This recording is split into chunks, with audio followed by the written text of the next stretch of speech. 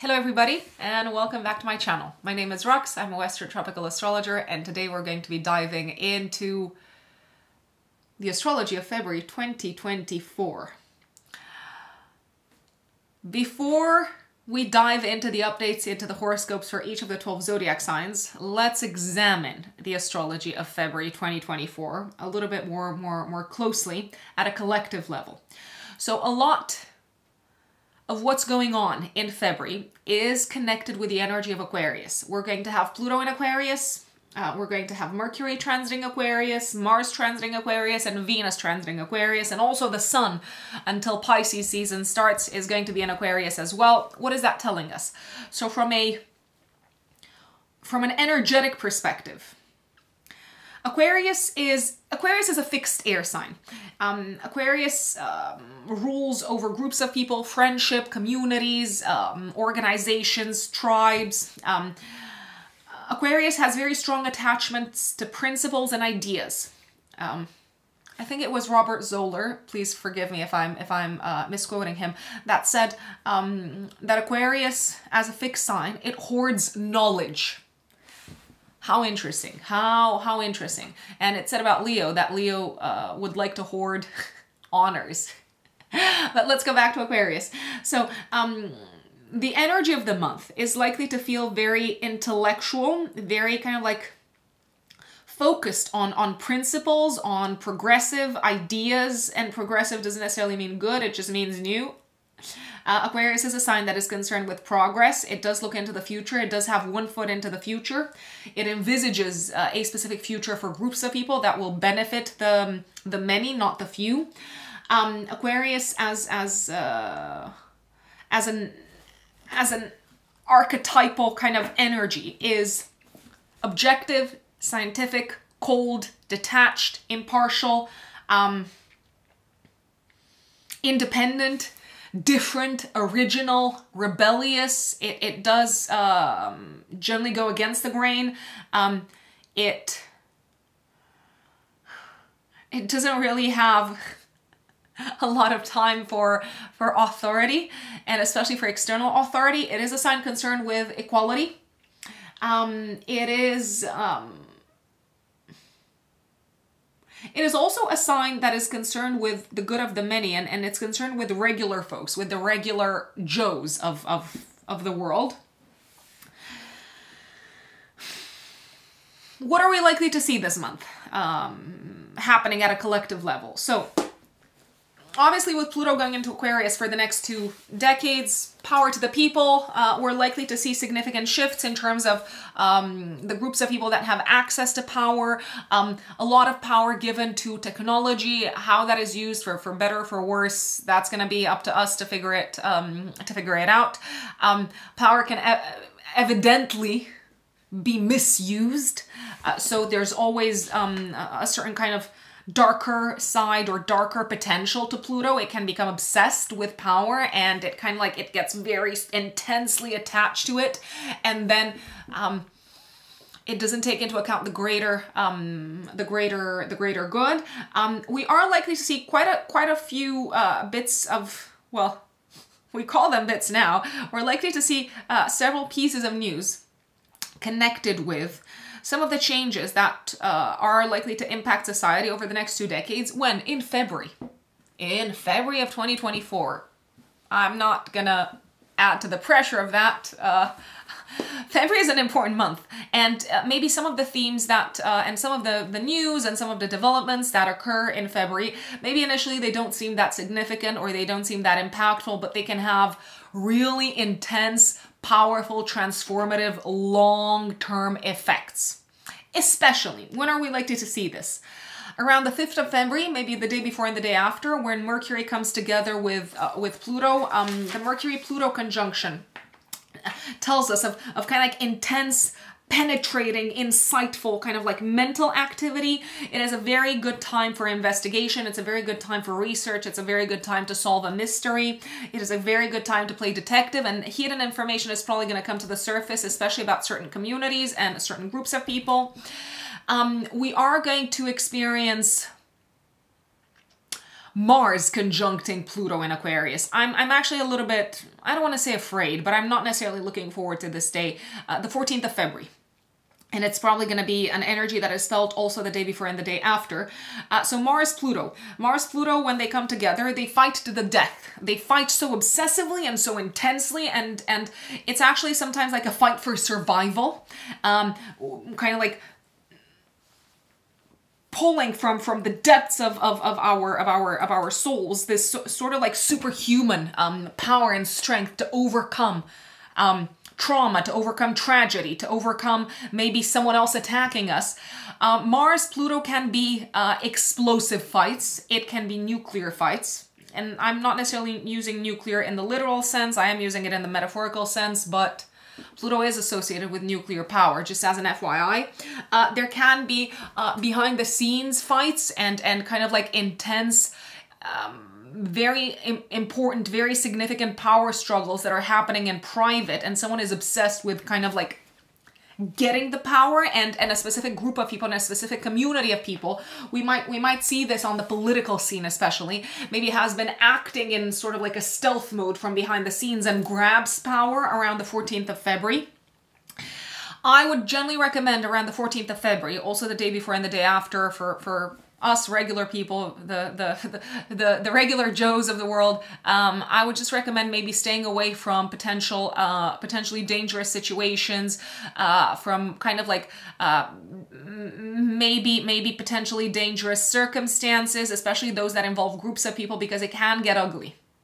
I'm just gonna say this. Intense, powerful, maybe fights amongst groups of people around this time, yes, very possibly. Very possibly. 17th of February, Venus is going to come together with Pluto, and it's also going to be active day before and day after. Venus-Pluto is kind of like intense, obsessive attachment to something of a romantic nature, or to something that we value or that brings us pleasure. There could be sort of like buried information coming to the surface around romances and relationships. We could discover things about romantic partners. The transformation of a relationship is very likely around this time as a result of hidden aspects coming to the surface. Venus-Pluto can result in jealousy in romantic setups. It can result in intense, almost like obsessive attraction, and also in us pursuing taboo or what society would deem forbidden pleasures, I'd say. At a collective level, maybe some sort of transformation around the attitudes of society and of maybe certain political parties when it comes to couples and this sort of like impact that the romantic life of people makes or leaves upon society at large. That could be in the spotlight around this time. Pluto is pulling the strings quite a lot, and Pluto is very strongly activated. But who's pulling even more the strings this month? I'm like, follow the yellow brick road. Saturn and Pisces. Saturn and Pisces. I do see overall something maybe something empathetic or something of a higher kind of like nature, kind of like driving some of these transformations and changes that are happening at a collective level in February. I am seeing maybe new laws, new rules, new structures, new institutions around Piscean topics such as drugs, medicine, victims, suffering, refugees, religion, spirituality, arts, the arts, imagination, music, which is all very kind of like Piscean. Saturn for most of February, however, is quite nicely aspected to Jupiter. So overall, even though we are seeing some significant transformation in terms of groups of people, buried kind of like, and kind of like hidden power struggles coming to the surface, maybe changes in leadership when it comes to political parties and so on, I am seeing this ultimately leading to more and kind of like concrete material stability over time. Is it going to be a pretty month? No. Is it? I mean, on the other hand, it can be a pretty month for those who take the power. What I like, however, about Aquarius is that it does have this, I mean, even when it becomes obsessed with something, it does have this sort of like detached, almost like impartial, unemotional approach to it.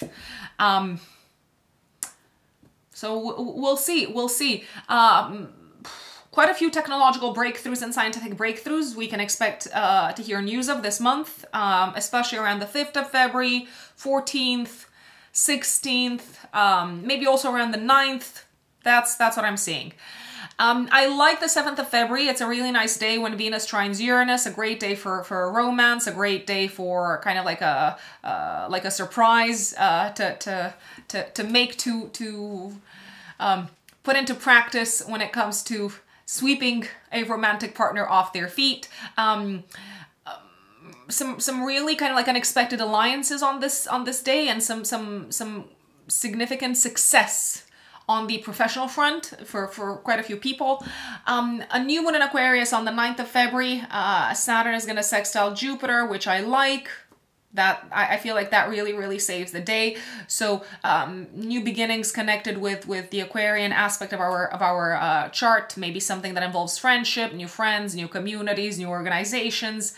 13th of February until the 22nd of March, Mars goes into Aquarius. So I said, like, at the very get-go that pretty much everything revolves around the Aquarian energy. So people are likely to fight and to defend throughout this period for what is it, like almost like 6 weeks. They're likely to fight and to defend the communities and the groups that they feel like they're a part of and that are aligned with their wants and desires. 16th of February, Venus goes into Aquarius until the 11th of March, and I think that's great because it softens a little bit the very kind of like intense, like intensely kind of like focused and kind of like single-minded and maybe even a little bit selfish energy of Mars. And Pluto is quite, as I said, greedy for power as well. So Venus comes in and says, okay, but what about others? We have to think about others. We have to think about our neighbors. We have to think about our friends. We have to think about our partners. 17th of February, some sort of disruption in terms of transportation on the road and so on with Mercury squaring Aquarius. And maybe also disruption of something of a technological nature. We have seen sometimes, I don't know, Twitter go down or things like that. 19th of February, Pisces season starts. 22nd of February, Venus goes... Venus meets Mars in Aquarius, and I like this because Venus-Mars conjunctions usually indicate strong attraction and desire coming together. It's a great time to pursue someone romantically or to give them permission to pursue you, and the attraction does seem to be mutual. Physical kind of like passion and chemistry is running really high, and it does seem to be fueled, or it does seem to be stimulated by kind of like similar beliefs and maybe similar goals for the future, and a sense of belonging to the same kind of community, let's say. 23rd of February, Mercury enters Pisces for the rest of the month. I mean, Mercury doesn't really like to be in Pisces because the intellect gets a little bit fuzzy, but it can be very creative with words, and it can tap into the imagination and translate that into beautiful kind of like stories and speeches. We've got a full moon in Virgo on the 24th of February.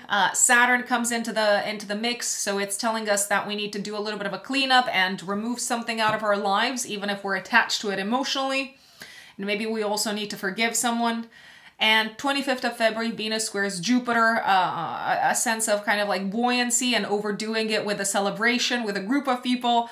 Then 27th of February, I don't really like this day because Mars squares Jupiter. So any sort of like small issue, small conflict, small disagreement can escalate, folks. So careful what sort of like belief is worth you standing up and fighting for. Is it worth it in the grand scheme of things? I don't know. You're going to have to make that judgment call.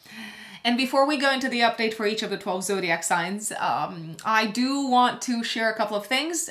First and foremost, the fact that you can work with me, for those of you especially who are here for the first time, you can work with me by going to my website, which is written in the stars-astrology.com, straight to the services section, and book a personal reading, a personal astrology consultation with me. If you're a first-time client, then the 1 hour, 15 minutes Zoom consultation is the option to go for. If you're a new client, that is. If you are an existing client, then you've got 2 additional options, which is the 30 minutes follow-up and the 1 hour year ahead consultation. If you would like us to examine in depth the year ahead so that you can best prepare for it, so that you can best take advantage of the cosmic weather, so to speak. Those of you who are astrology students, especially intermediate plus, you can also purchase from my website, written in the stars-astrology.com, in the services section, 3 recorded courses that I ran in the past live. Now you can purchase the recordings. The Natal Chart Interpretation Masterclass, the Forecasting with Transits course, which is over 12 hours long, and it is pretty much the only resource you need if you want to learn how to build forecasts from scratch, astrological forecasts using transits and solar return charts. And last but not least, if you want to better understand how to utilize, how to interpret, and how to make the most of Saturn transits, there's also a Saturn transits masterclass that you can purchase on my website. Now, for those of you who would just like a personal reading with me, maybe to better understand yourselves, to understand your soul's intentions, to align yourselves with the cosmos, to reconnect with your higher selves. I know I'm saying it as if it's this sort of like casual thing, but that is something that astrology does. It does help us reconnect with our higher selves. It does help us make choices aligned with our soul's intentions. It helps us grow. It helps us evolve by kind of like pinpointing where we've got work to do, what our lessons are, what works more easily in our favor, what our strengths are, where we have to put a little bit more effort, where we can encounter kind of like resistance and how to navigate that. So for those of you who want to book a personal reading with me, just for you to know that when I'm filming this, I am taking bookings for the end of February, beginning of March. Probably by the time I release this, I will be taking bookings for the beginning of March. And without further ado, let's dive into the update for each of the 12 zodiac signs. And don't forget to listen to the update for your ascendant first and foremost. If you don't know that, you can listen to your sun sign update, but I do recommend listening to the update for your ascendant above everything else, because that's how I build these general horoscopes with the ascendant in mind. My dear Aries, Aries suns and Aries risings, what does February 2024 have in store for you? Well, folks, this month, the spotlight is placed, a great deal, I have to say, on your 11th house, Aries. What is that all about? Let me translate. It may feel like the month revolves a lot around friends, communities, organizations that you're a part of, but also you may feel like your attention is being drawn, is being pulled towards your goals for the future, your plans for the future, targets, your vision for the future, who it is that you can collaborate with, who it is that you can work together with in order to accomplish this vision for the future. I think it's fair to say, Aries, that it would be a good idea this month to really have a think about how you want to make an impact, how you want to leave your mark upon the communities and the organizations that you're a part of, and how you want to leave your mark upon society at large. Your future and your plans for the future and your vision for the future is going through a massive change. Pluto, which is the planet of death and rebirth, has entered Aquarius in January, and this month, Mercury, Venus, Mars, they're all going to come together with Pluto in your 11th house and essentially expand upon these themes of change, transformation, regeneration, when it comes to your long-term goals, but also when it comes to your involvement with communities, tribes, organizations, groups of people, and so on. Your friendship sector also in the spotlight, but let me not get ahead of myself. Let's just kind of like dissect the month one step at a time. So 5th of February, Mercury goes into Aquarius and conjuncts Pluto. This is a day when, and maybe also in the couple of days after, you could get news that maybe you did not see coming, maybe news that was somewhat kind of connected with a secret, with a bit of information that was buried or hidden about a friend. For example, I'm gonna share the type of news that you could get. For instance, you could hear of a friend struggling with something health-wise, or you could hear of a friend maybe deciding to change their work altogether. In any case, this is a day in which your mind runs really, really deep, and it's actually a fantastic day to ask yourselves, Aries, in light of the information that comes to the surface, is there anything that you need to change in your work life, in your relationship with a friend, but maybe also in your relationship with siblings? I wanna say, Mercury Pluto has this sort of like ability to see and to understand information that is hidden, and maybe also to see beyond the facade of a piece of information. Maybe it would be worth kind of like writing down some of these insights, or kind of like just sitting with a bit of information and seeing what sort of aha moments you have as a result of investigating this further. And when it comes to a friend, whether it is worth offering your services in some shape or form to them. Now, the 7th of February is one of my favorite days, just because Venus in Capricorn is trining Uranus and Taurus in your 2nd house. This is a day when you seem to be, unexpectedly so actually, very appreciated, very applauded by someone in a position of power. It's a very good day from a career perspective. An unexpected win, career-wise or financially or both. Maybe an unexpected deal, but one that pays off materially. It might also be that you hear praise, or you hear like a lot of positive kind of feedback from someone who you look up to, and it does seem to have some sort of a refreshing, regenerating effect upon your own sense of self-worth and self-esteem. It is a very good day to sign contracts, especially contracts that involve money in some shape or form. I'm liking this. The 8th of February, the Sun is going to square Uranus. This is where it gets interesting. Ask yourselves, Aries, where is your money going to? Do your plans for the future align with your current expenses? And if not, do you need to make any sort of adjustments? 9th of February, also active 3 days before, 3 days after. There's going to be a new moon in your 11th house of goals for the future. This is a fantastic time to set intentions, to really take a bit of a step back. The Aquarius energy is a very detached, impersonal almost, which is funny because Aquarius as an energy is also very much concerned with humanitarian causes and so on. So the Aquarian energy in general is very kind of like detached, scientific, impersonal, and objective and rational.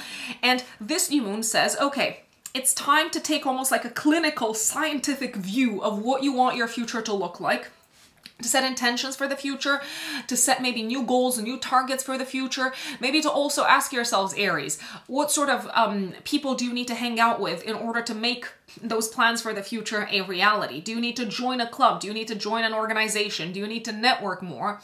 This can also be a time in which you decide to let go of certain plans for the future in order to narrow your focus, I want to say.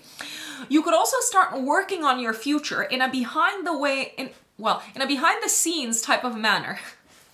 I feel like I'm always inventing all sorts of like phrases. So this is a very good time to start working towards a long-term goal. but maybe not to share it with everyone just yet. Maybe to keep quite a bit of it under wraps. You could start making money in a very kind of like hidden way, maybe because you're working on something in private, you're working on something behind the scenes. And if you are joining any sort of like group or organization, I do believe that you could benefit on several kind of different layers. You could benefit from this professionally, you could benefit from this financially, and you could also benefit from this in terms of mental health. Now is the time to set the foundation for your community, for the role that community and groups of people are going to play in your life, and also to say, in a very kind of like,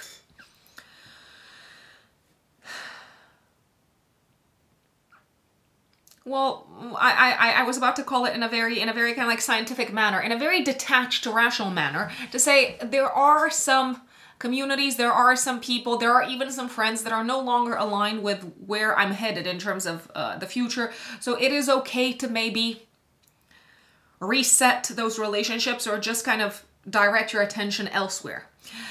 13th of February until the 22nd of March, actually, so for quite a long time, Mars, your chart ruler, goes into Aquarius in your 11th house. Okay, so you're going to be very driven and very motivated to take action, to work for your goals for the future, to take the lead, to maybe take the lead also within a group of people, to take charge and to initiate projects and activities that maybe bring several people together, that maybe also pool the resources of several people. The one thing to keep in mind, Aries, is with Mars transiting your 11th house, you might be a little bit more argumentative or more prone to jump into potential conflicts with friends. So make sure that whatever it is that you fight for with friends, or whatever you fight friends about, is actually worth it. 14th of February, Mars conjuncts Pluto. I'm gonna say that this is where this is a day when your focus is like super sharp and very intense, and you might even take some sort of stealthy, kind of like subtle action when it comes to your goals for the future. You might be very political, you might be very strategic about it, and you might also put your energy in almost like an obsessive manner towards something that is very important for you in terms of your future. There could also be some sort of a buried conflict that comes to the surface around this day, maybe also the day before, the day after, with a friend. I'd say it can be a make it or break it day in terms of friendships. There can be an experience of such an intense fight that you decide to cut someone out of your life, friendship-wise, but there can also be an opportunity to regenerate the relationship with a friend.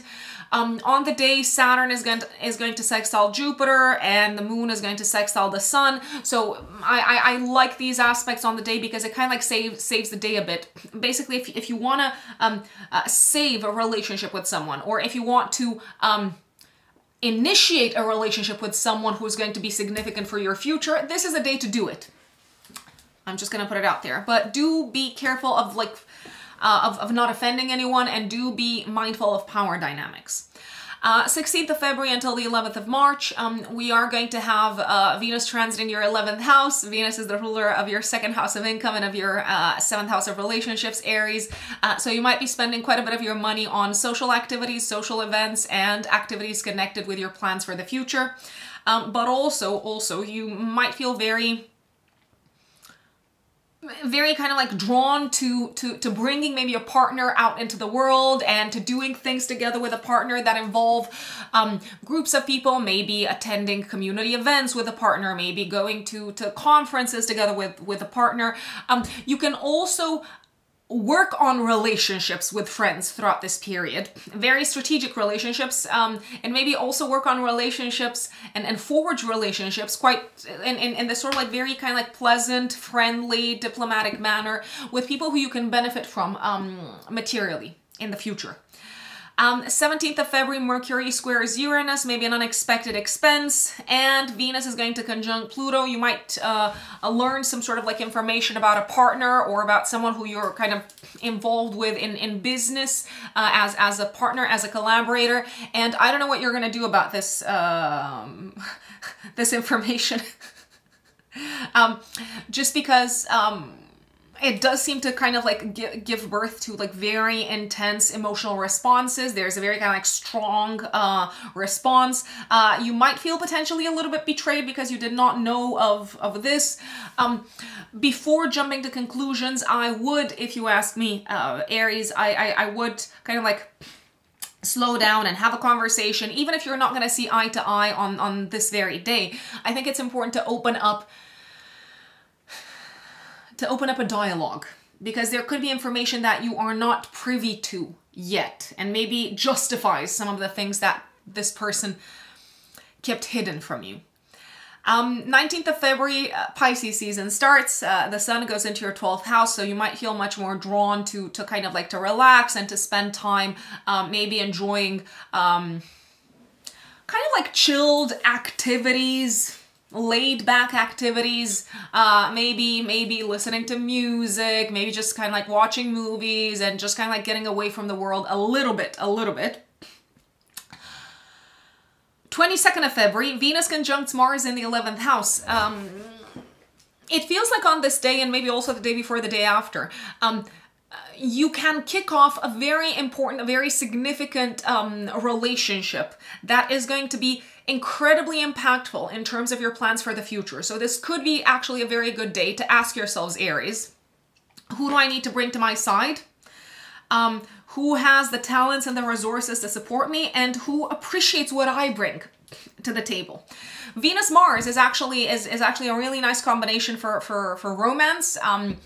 For those of you who are single, it could turn into a day of like sparks flying with someone who you initially maybe saw as a friend or someone in your circle of friends. I mean, not bad. Why would that be wrong? Unless either of you is already in a relationship. That's where it could become maybe a little bit more problematic. But alas, you're gonna decide what to do with that energy when you get to it. 23rd of February, Mercury goes into your 12th house.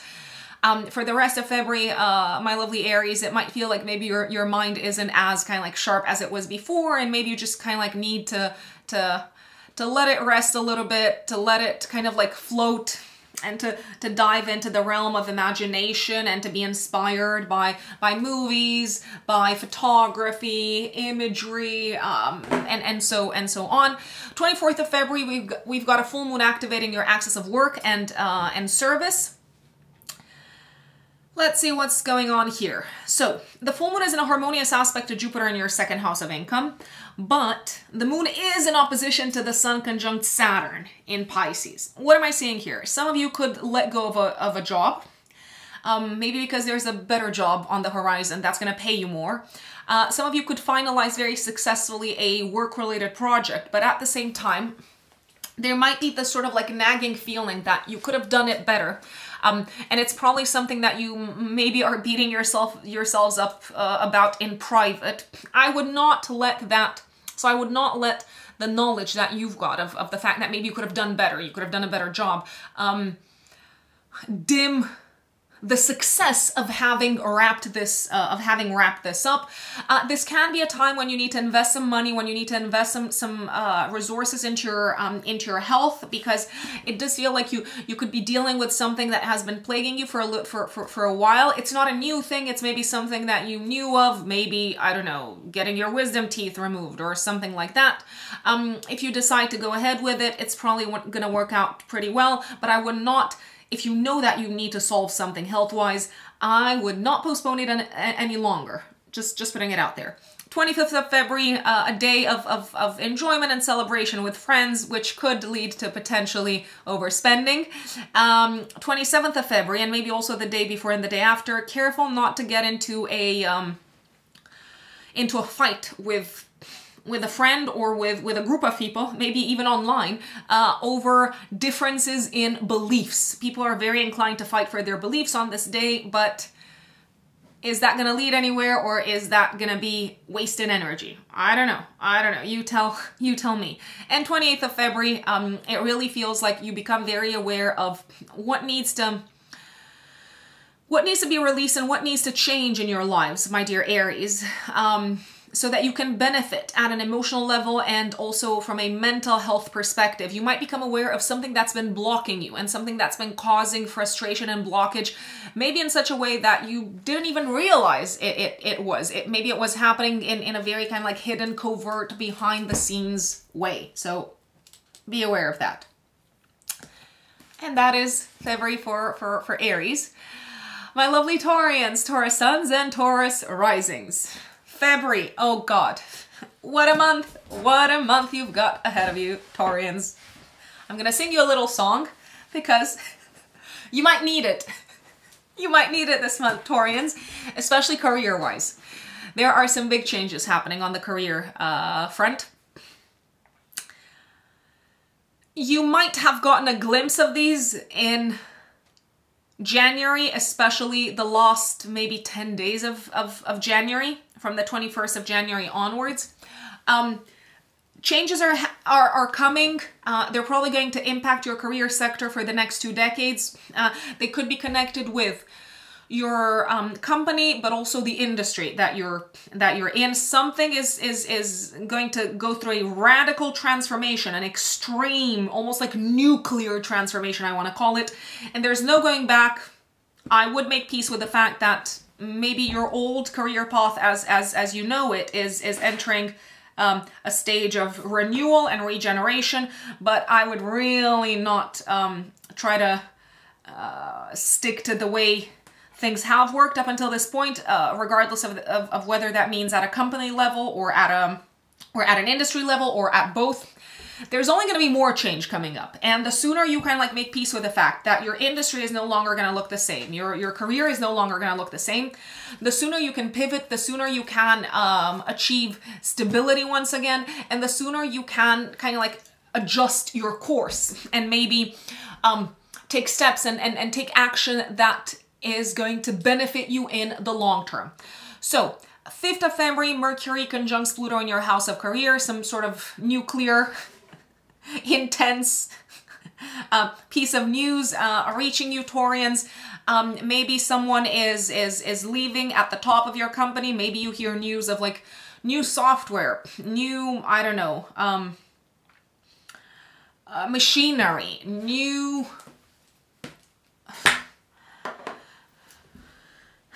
I'm thinking of software and machinery and digital tools that are going to be implemented. There could also be someone leaving at the top. You could also hear news of maybe the company being acquired or something like that, or something of a merger. But there's big transformation at the very kind of like top level. I dare say. You could also have some really good ideas around the 5th of February, day before and the day after, on how you can bring more of what makes you happy and more of your passions and hobbies into your career sector, because Mercury is the ruler of your 5th house of creative self-expression. So the mind runs kind of like super deep on this day, and it sees things that are buried and that are hidden, and it understands things that are very kind of like subtle and very much, you know, the writing on the wall, but not necessarily kind of like in plain sight. Some of the conversations that you're having on this day can be incredibly impactful, also the day before, the day after. Maybe much more consequential and much more impactful than you think they could be. I'm going to give you an example. Be careful not to offend anyone in power on this day. On this day, and also on the 14th of February, maybe the day before and the day after, the 14th as well. Why? Pluto's very sensitive to power dynamics, and Pluto wants to hold power, and it wants to grab it, and it wants to be in control, and it's an energy that is very obsessed with kind of like power and control. Mercury might just say the wrong thing Sometimes that happens. Or what it says could have kind of like additional weight. So careful what you say, because it could have much more weight than you think it could have. Also for the better. I mean, it can have a positive impact upon your career, but very, very careful. Be strategic, be cunning, think like a politician on this day, Taurians, and maybe also around the 14th of February, day before and the day after. And yeah, I mean, one of the most important rules of having power, keeping power, maintaining power is be very careful who you offend and also who you talk to and what you say, because anything and everything that you say can and will be used against you. 7th of February, a very good day. I like this. Venus trines Uranus. A really nice day for a surprise trip, for a surprise romantic encounter. Maybe also for you to have a little bit of an epiphany, a little bit of an aha moment. If you go out into the world and you connect with people, let's say you go to the theater or you go to the museum or you go to an exhibition, and it could be very enlightening. You could have some sort of an enlightening experience, I want to say, that changes the way you see life, and that also makes you aware of perspectives that you hadn't taken into account, and that really seem to be very refreshing and invigorating and liberating. 8th of February, I mean, agree to disagree with a boss or with someone in a position of power. Both of you seem to be quite hard-headed. I think that's the expression. Or is it an expression that actually exists in real life, or did I just make that up? You both seem to be quite pig-headed. What? Who thought about? Who made this up? You're kind of like two rocks bumping against each other. So yeah, agree to disagree if you ask me. 9th of February, active 3 days before, 3 days after. New beginning career-wise. New beginning in terms of status, reputation, Taurians, new position. Some of you could step up career-wise. You could get more power. You could step into a higher up position. I do believe it's a fresh start for you career-wise that is aligned with your plans for the future, that will allow you to grow, that will allow you to develop yourselves, Taurians, that will allow you to maybe expand your level of knowledge, expand your abundance, I'd say, and also connect with people, communities, organizations that you have a lot to learn from and that can be very, very inspiring. There can also be maybe a new boss coming into the mix. This is also a very good time to set intentions, especially after the 9th of February, in the few days after, to set intentions as to where you want to go to from here on career-wise, and whether it's smart to really connect with those who can help you get to where you want to get to. Potentially also maybe thinking of breaking into like a new sector altogether. It's possible. It's possible. I'm liking it. I'm liking overall the fact that the ruler of the eclipse is nicely aspected to Jupiter in your first house. 13th of February until the 22nd of March, Mars transits your house of career. You're very driven, you're very motivated to fight for what you want, to fight for what's important for you career-wise. You might feel like you have to take the lead in a public environment, in a professional environment, but not just in a professional environment, in public, in general. It could also feel like your relationship is in the spotlight quite a bit, because Mars is the ruler of your 7th house of relationships throughout this entire period. And some people might have quite a few opinions about your relationship. Maybe not always opinions that are kind of nice and fluffy and kind and gentle and endearing, and I'm trying to think of all the adjectives, but they might have opinions that really rile you up. Is it worth you fighting them? I don't know, probably not, but you'll see. You'll see. Mars conjuncts Pluto in your 10th house of career on the 14th of February, and it's going to be active the day before, the day after. Something nuclear is happening career-wise. I mean, maybe there is kind of like this first step of the big change that is coming up career-wise. Maybe you are kind of like announcing some sort of an important, impactful partnership to the outside world. And it could be a partnership in the business field, in the professional field, but it could also be a partnership in your personal life. Maybe you're announcing something big about your relationship sector to the outside world. And the world is kind of like shook, and maybe it's something that you've been keeping under wraps. for some time. Saturn sextiles Jupiter and the moon sextiles the sun in your house of career at this point in time. It could feel like a major act of courage to announce this partnership or to take this big, intense, powerful initiative career-wise. You are supported. You're supported by friends. You're supported by also some people behind the scenes. And you're also supported by your faith in yourselves, Taurians. 16th of February until the 11th of March, Venus transits your house of career, so you might really enjoy being out into the spotlight, connecting with people in a professional environment. Relationships with bosses and with higher-ups actually seem to go a little bit smoother. Just because generally with Mars in the house of career, you could be like so kind of like driven and motivated to get your own way, but then Mars is joined by Venus, and it could feel like you're fighting for mutually beneficial goals career-wise.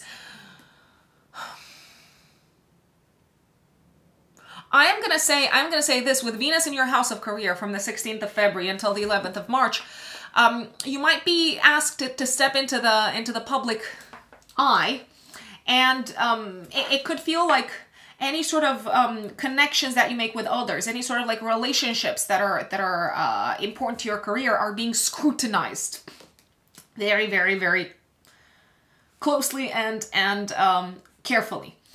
17th of February, Mercury squares Uranus. I mean, let's put it this way. You might be a little bit resistant or reluctant to changing your ways, or to changing your attitude, or to changing maybe even your image and your appearance, just because someone in a higher up position suggests it, or just because someone says, oh, like maybe you should consider speaking differently or showing up differently in a professional environment. Venus conjuncts Pluto. It does feel like there's this sort of like significant attachment on this day to your status and your reputation and your image in the public eye, but there are also things happening behind the scenes, especially in connection maybe with coworkers and in connection with the people that you work with, that seem to be impacting your career and your reputation. Basically, if you've been conducting yourselves with high moral standards in mind, and if you haven't wronged anyone, and if you haven't been scheming behind people's backs, and if you haven't been doing shady things behind people's backs, then you can only benefit from this transit. If you have been maybe doing things behind people's backs, maybe I don't know, like sometimes we can what do they say? We can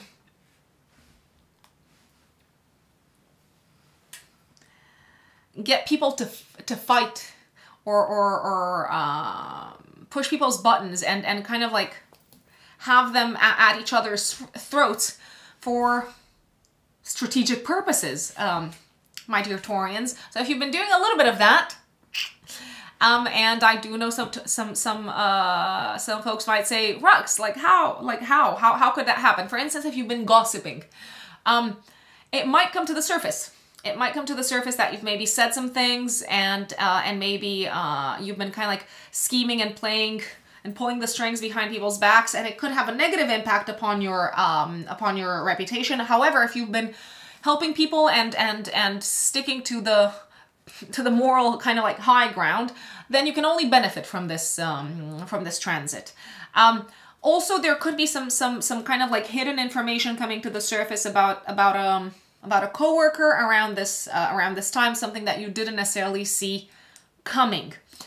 19th of February, the sun goes into your 11th house, so for the next month or so, the spotlight is going to be placed on communities, friends, social activities, your involvement with the aforementioned, and you might also feel much more drawn to go out into the world and to maybe like socialize and maybe participate to group type of events, whilst also bringing with you your family or family members and so on. So maybe you decide to go to a concert with your family or something like that.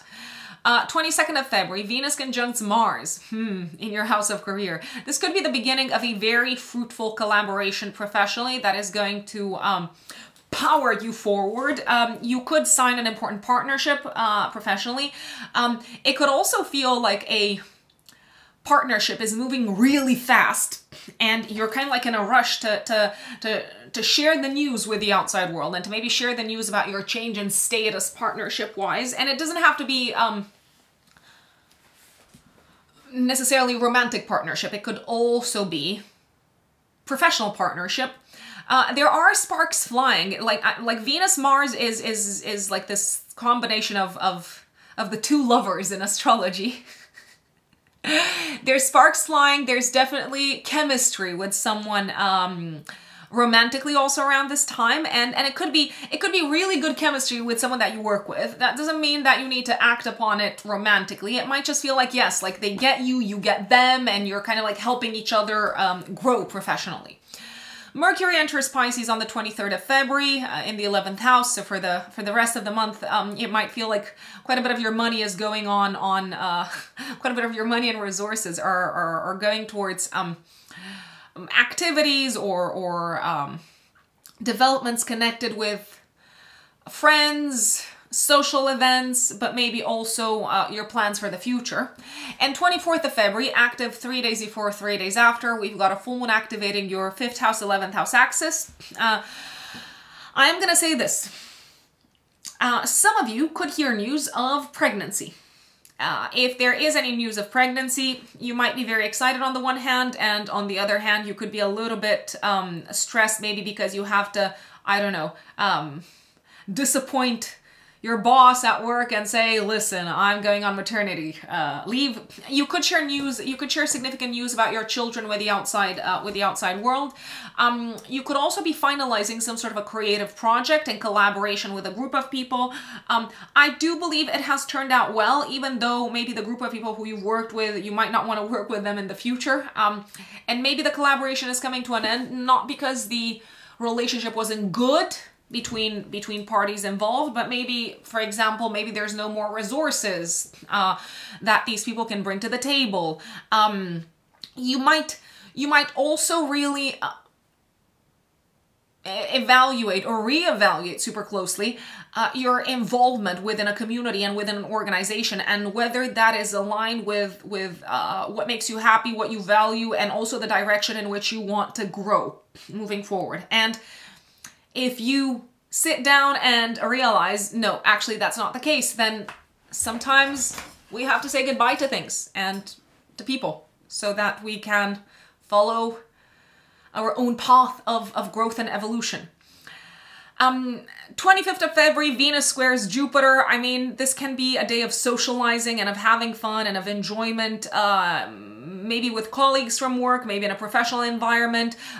Careful not to overpromise and not to say yes to too much just to please someone in a position of power. You might do that, but then you might find yourselves in a pickle, Taurians, because you're like, how am I going to make this work? I don't have enough time, or I don't have enough resources, or I don't have enough energy. 27th of February, careful not to fight a boss or not to fight a parent, because you're trying to convince them of your way, and you're trying to convince them of your of the fact that your belief system and your life philosophy is the correct one. Someone in a position of power or a parent might not necessarily be super supportive. They might even kind of like say something, or it might feel like they're taking a bit of a stab at you. They're kind of like poking at you when it comes to some of your goals and plans for the future, and they're causing kind of like friction and tension. A minor thing can escalate. A minor disagreement can escalate on this day, so careful. And 28th of February, I mean, I feel like this is where you're utilizing your mind for something very, very kind of like concrete and specific that also requires imagination. So it's a great day to do kind of mental work, but maybe mental work that requires the translation of a vision or of something that existed in your imagination into the 3D reality. It's also a great day for example, for like a creative brainstorm in the professional space, Taurians. And that is February for you. My dear Geminis, Gemini suns and Gemini risings, what does February have in store for you? Well, this month, Geminis, the spotlight is being placed on the following sectors of your life.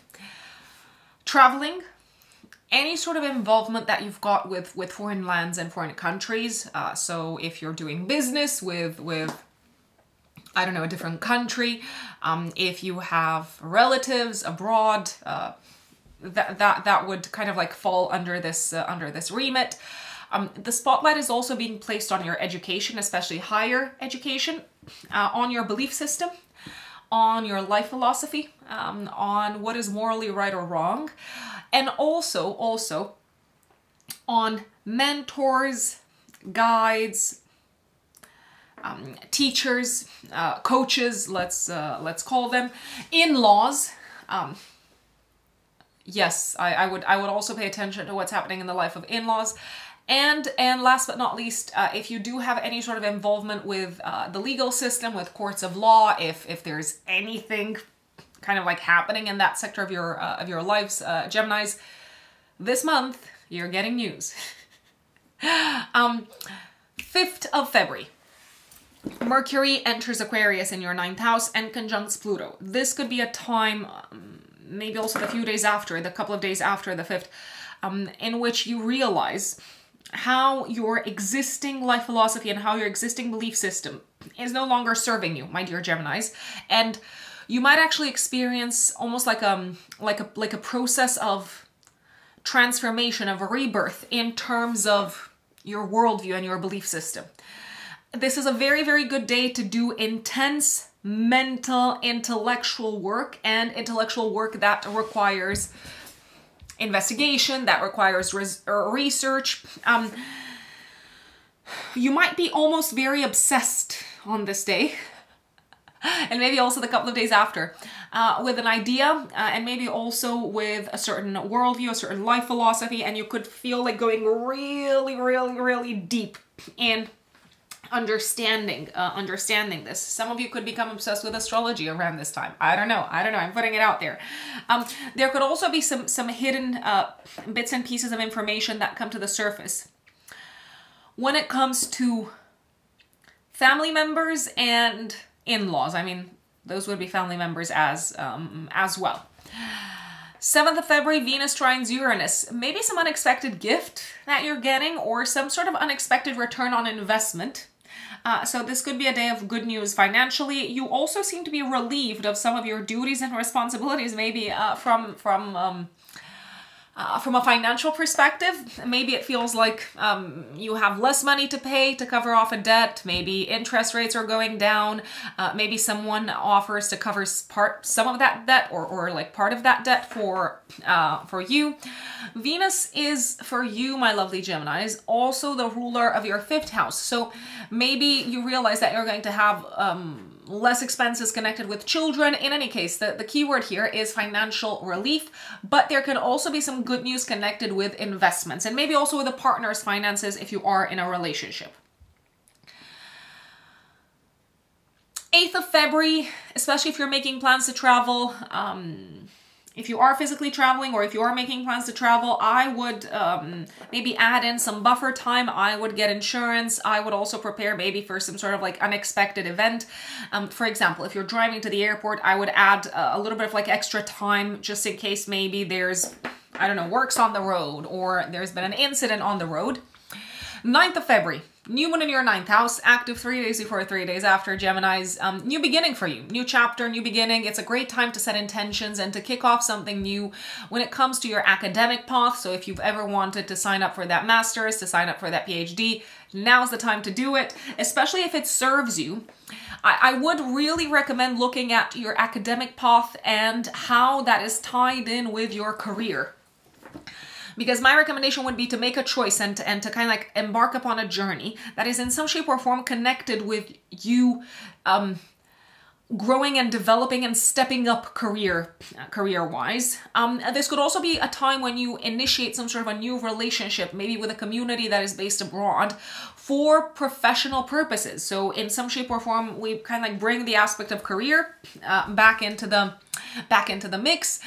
You could also join an organization based abroad that maybe slowly but surely is going to help you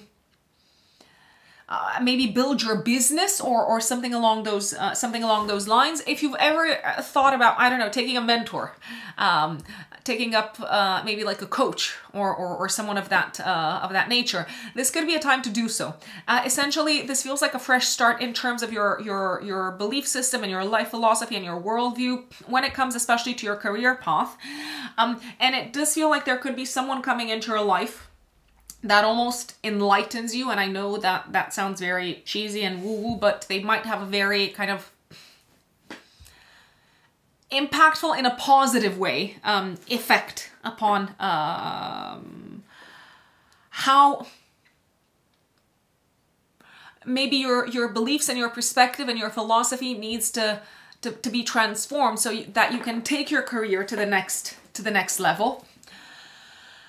13th of February, Mars goes into your 9th house. Oh God, I told you there's a lot of focus on this. So you're probably going to be very motivated until the last week of March, actually, until the 22nd of March, to put energy, to put effort. You've got drive, you've got buzz, you've got stamina. Do we say buzz? You're buzzed? Yes, about going after your academic goals, your educational goals, but maybe also, I'm gonna say you might put a lot of energy throughout this period into traveling, into connecting with people from foreign lands and foreign countries, especially organizations and communities of people. You could travel for work purposes throughout this period, or you may feel like you have to forge friendships and connections and relationships with people abroad for work-related purposes. 14th of February, also active the day before, the day after, Mars conjuncts Pluto. Now, this combination of planets stimulates ambition. It can be very obsessed about having its way, about kind of getting what it wants. So if you want something very strongly connected with academia, traveling, foreign lands, foreign countries, you're probably going to go the extra mile on this day. Mars, Pluto gives us this kind of like deep reservoir of energy. So for example, you could use this if, I'm just going to give an example. If you need to submit your master's thesis, the 14th of February and the day before and the day after can be a day in which you work really kind of like long and hard, and for people from the outside, it could almost feel like you're kind of like knee deep, like borderline obsessed with getting the work done when it comes to submitting your thesis. But you do seem to have that power and that strength and that energy. I would also say the following: be careful who you get into a conflict with, and be careful who you maybe offend. I was about to say insult, because it could. And be careful who you push back against on this day, because it could turn into a full-blown power struggle, and it could be something that starts developing behind the scenes. So be strategic in your actions and be aware of power dynamics and be aware of hierarchies as well, my dear Geminis, on this day. Let's see. What else is happening in February for you? 16th of February, Venus goes into your 9th house until the 11th of March. So technically, overall, this should actually be a really good time, a really enjoyable time when it comes to traveling, when it comes to studies, when it comes to higher education, when it comes to forming relationships with people from foreign lands and foreign countries, when it comes to really just having a good time if you go away, from the world. Also, Venus is going to come together with Mars in this part of your chart on the 22nd of February.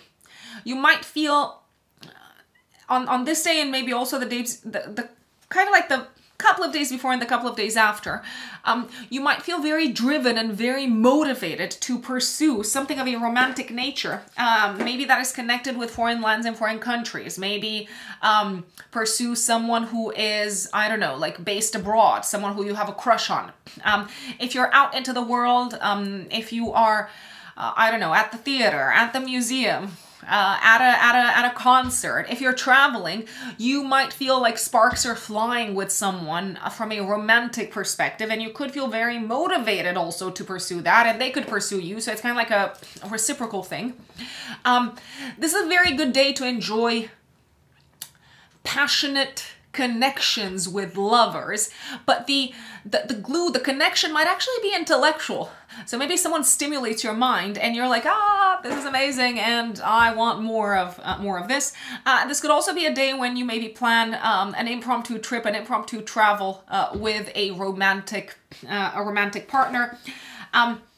Passion is running high. Romantic connection is stimulated by passion. And sparks can fly, and it can actually be a really good time also for all things social. So for kind of like social connections, for attending social events, and careful, because someone might have a crush on you, or you might have a crush on them, or it could all happen all at once. Let me go back a little bit in time. I do want to flag that on the 17th of February, Venus conjuncts Pluto in your 9th house. What is this telling me? Well, you could hear some sort of like hidden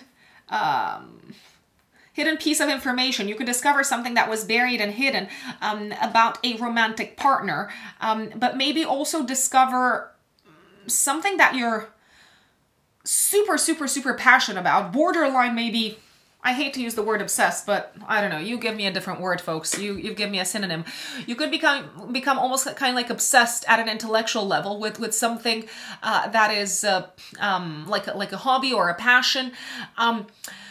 You could also experience some sort of like stealth mode, some sort of like hidden action on the romantic front with maybe someone who is culturally different. You could feel kind of like magnetically drawn to a different culture and become really kind of immersed in it on this day.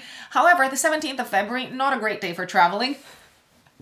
If you are traveling, there could be disruption on the roads. There could be disruption in terms of crossed wires, communication-wise. Not everyone is going to understand your message. Make sure that you do explain what it is that you mean. And also, you could bump into maybe like a few people who are a little bit more kind of resistant to whatever message you have to send through. They might just not get it. 19th of February, Pisces season starts, and the sun is going to put the spotlight on your career sector and on your public life and public status. Followed by Mercury on the 23rd of February.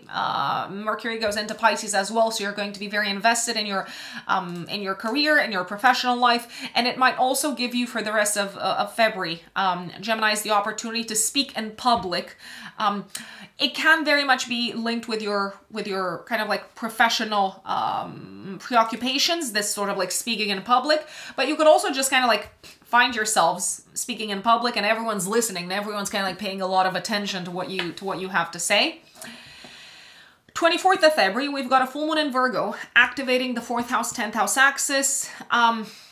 What is going on here? So something is coming to a culminating point at home. Some of you could be moving home. Some of you could be selling a home, buying a home, saying goodbye to a home. Maybe also saying goodbye to a home as a result of duties and responsibilities connected with your work. Maybe your work requires you to relocate. You could also feel like maybe some of the time that you've spent at home is now coming to an end because duty calls work-wise. So I'm just going to give an example. Let's say that you're, I don't know, like a mom returning from maternity leave. It does feel like you after this full moon, you're maybe aware that there's going to be less energy and resources to allocate at home, and your responsibility lies in the public kind of like space, in the professional space potentially. And this could also be a time when something comes to a close for a parent. Maybe one of them is retiring, or one of them is maybe saying goodbye to a job, which is also equally possible. 25th of February, Venus squares Jupiter. I mean, I'm liking this. Maybe there's like a sudden, unexpected, unforeseen opportunity to go out and to socialize and to have fun. Maybe go to an event. Your partner might have a surprise for you, and this could kind of like catch you a little bit unprepared. Maybe they're just gonna say, "Oh yes, I've booked us tickets for XYZ," and you're like, "Oh no, I wanted to rest," or "I thought we were like sleeping in this weekend," but not exactly. 27th of February, careful who you fight.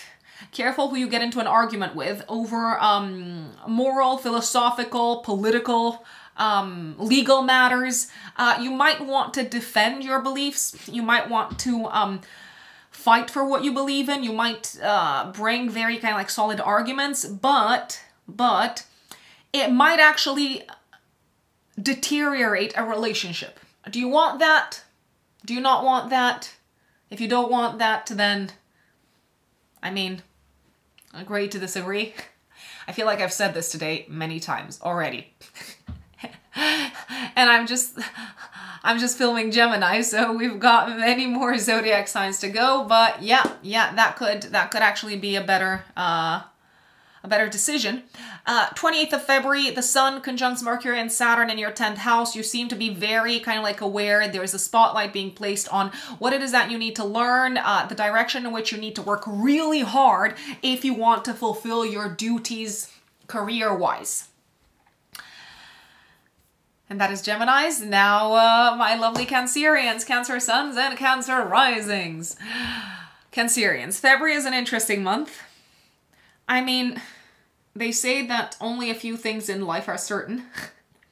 Death, taxes being amongst them. Taxes. Let's talk about taxes, because taxes are probably going to be on your mind this month. There might be some changes happening. In all fairness, Cancerians, there could be some significant changes happening in terms of the terms and conditions of your loans, mortgages, credit cards. There could be some changes happening in terms of legal developments when it comes to taxes. So you might find yourself paying less or more tax. You might find yourself paying less tax. It is actually possible, but there seems to be a transformation in this regards, and it's probably going to be for good. So you might need to really think long and hard this month as to how that impacts your budget, how that impacts your expenses, how you can budget for that. Do you need to revisit your agreements with a partner, a business partner, a professional partner, but maybe also a life partner? Do you need to just kind of like sit down and look at where the money's going and how you can use that very kind of strategically, let's say. There can be news of an inheritance this month, Cancerians. I am going to put it out there. If you know that there is inheritance for you to receive in this lifetime from anywhere, there can be news of that. Also news of a lump sum of money, such as money coming from like a tax rebate or insurance making its way to you. When can you get this type of news? Especially around the 5th of February, maybe day before, day after. Around the 9th of February, 3 days before, 3 days after. And I realize there's overlap with some of the, with kind of like the prior date that I've given to you. There could also be news on this front on the 17th of February and on the 14th of February. Also the days before in the one day kind of like before and after these dates. A lot is kind of like coming to your attention and is coming to the surface on these dates around taxes, inheritance, legacy, debts, and the partner's resources. Now, the 8th house is also connected with the partner's resources. Cancerians, your partners, and especially I'm looking at those who are married, your partners are going through some sort of a drastic an extreme nuclear process of transformation and regeneration on the financial front. Now that can also mean more money and significant wealth, and with that can come great responsibility and great power. And you may need to revisit things like your plans for the future, your home situation, your mortgage, and so on. 5th of February, Mercury conjuncts Pluto. you could kind of like uncover some sort of like hidden information connected with taxes, connected with debts, but also maybe connected with inheritance.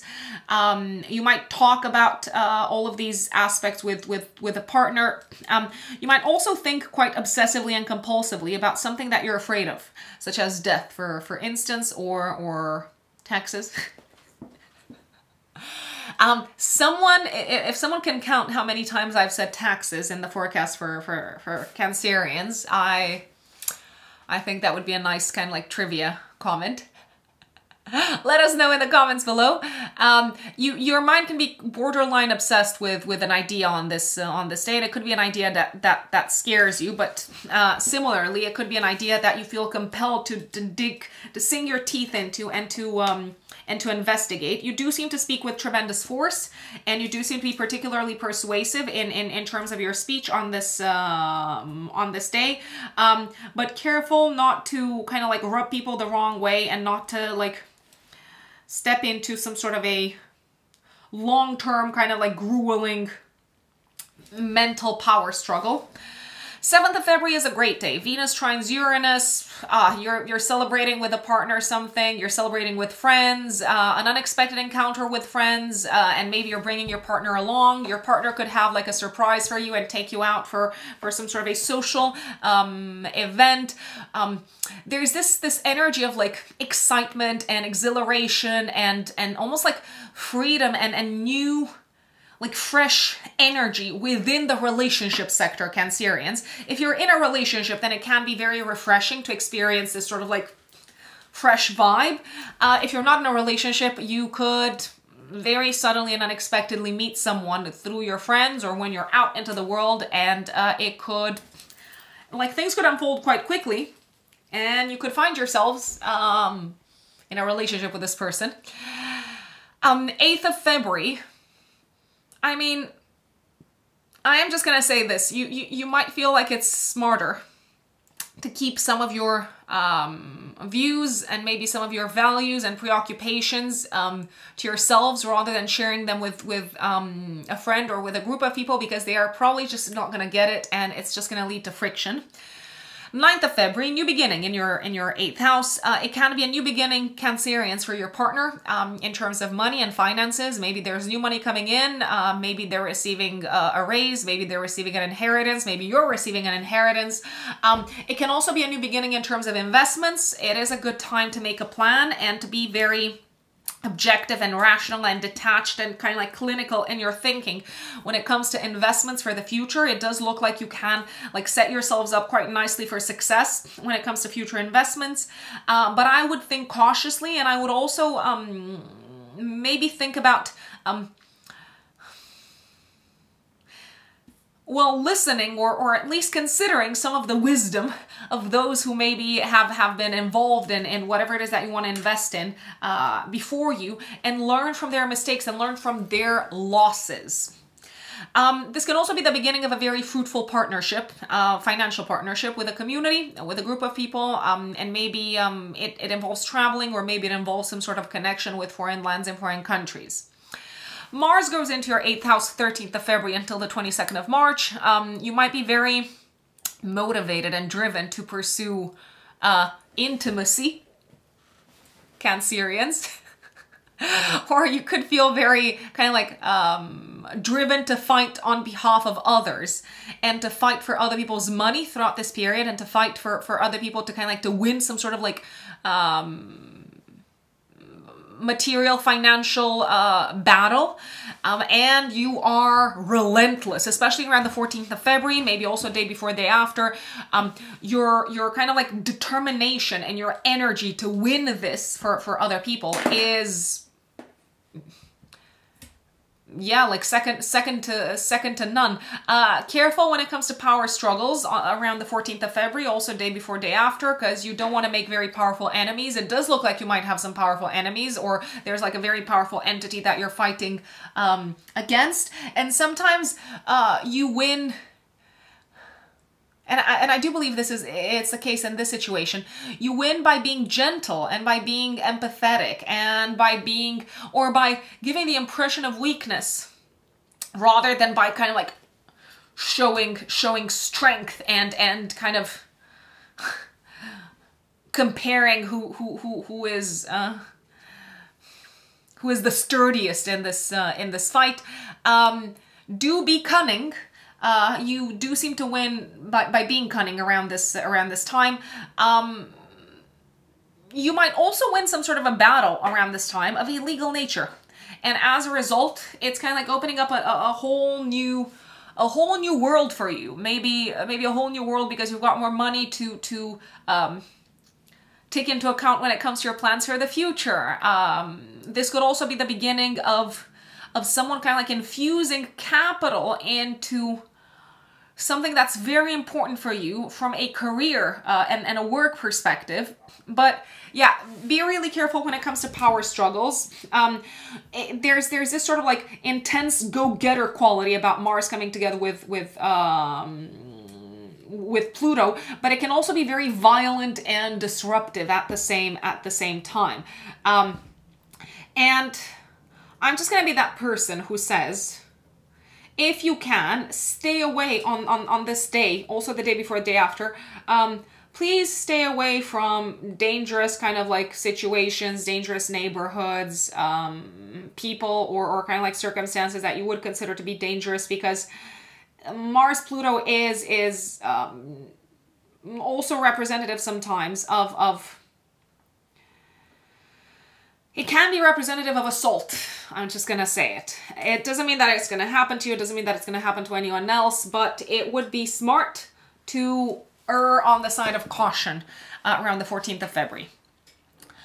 16th of February until the 11th of March, Venus goes into Aquarius in your 8th house. This is probably going to attract gifts. It's probably going to attract benefits of a financial nature from others. And it's going to make intimacy a lot more enjoyable. And if you have been having any sort of like fights or quarrels or conflicts with others in terms of agreeing upon a mutually beneficial financial setup, Venus comes in and helps. Venus says, okay, let's sit down. Let's make peace. Not war. I do believe you can reach some really important financial agreements until the 11th of March. There can also be opportunities making their way to you around investments throughout this period, and you might be very tempted to like jump upon them, especially around the 22nd of February, day before, day after. It is important to act fast sometimes, but I would also consider, I repeat, I would consider the big picture, and I would consider also whether you are investing in something that is morally aligned with your worldview and your life philosophy, my dear Cancerians. 22nd of February, day before, day after, this is like a very passionate, intense, exciting, energizing period from a romantic and sexual perspective. Planet of Love comes together with Mars, which rules over sex and passion and chemistry, and sparks are definitely flying in your 8th house, which, guess what? It is the house of intimacy. It feels like there is some sort of a revival happening in your house of intimacy. Maybe there's a sense of kind of like openness around trying out different things, or around some sort of an original, unexpected, unconventional approach to this sector that definitely seems to be a turn on for all people involved. I said all people involved. I did not say both people involved, because Aquarius is the sign of groups of people. I'm just going to leave it at that. Use your imagination, Cancerians, right? The 22nd of February, and also maybe the day before and the day after, can be the time when you kick off an important chapter involving a financial collaboration, a material collaboration, maybe something that involves technology also, that involves groups of people, that involves large audiences, that involves large communities, and it might actually pay off handsomely, I'd say. Now I'm gonna go a little bit back in time. I'm gonna look at the 17th of February, when there could be some sort of a disagreement with a friend. you're being stubborn, they're being stubborn, everyone's quite fixed in their views, and Venus is going to conjunct Pluto. There could be some sort of like hidden information coming to the surface about a friend. You might feel potentially betrayed, or you might feel like they didn't trust you, and now you're like, I don't trust them. So it can be quite a tricky day, the 17th of February, around friendships.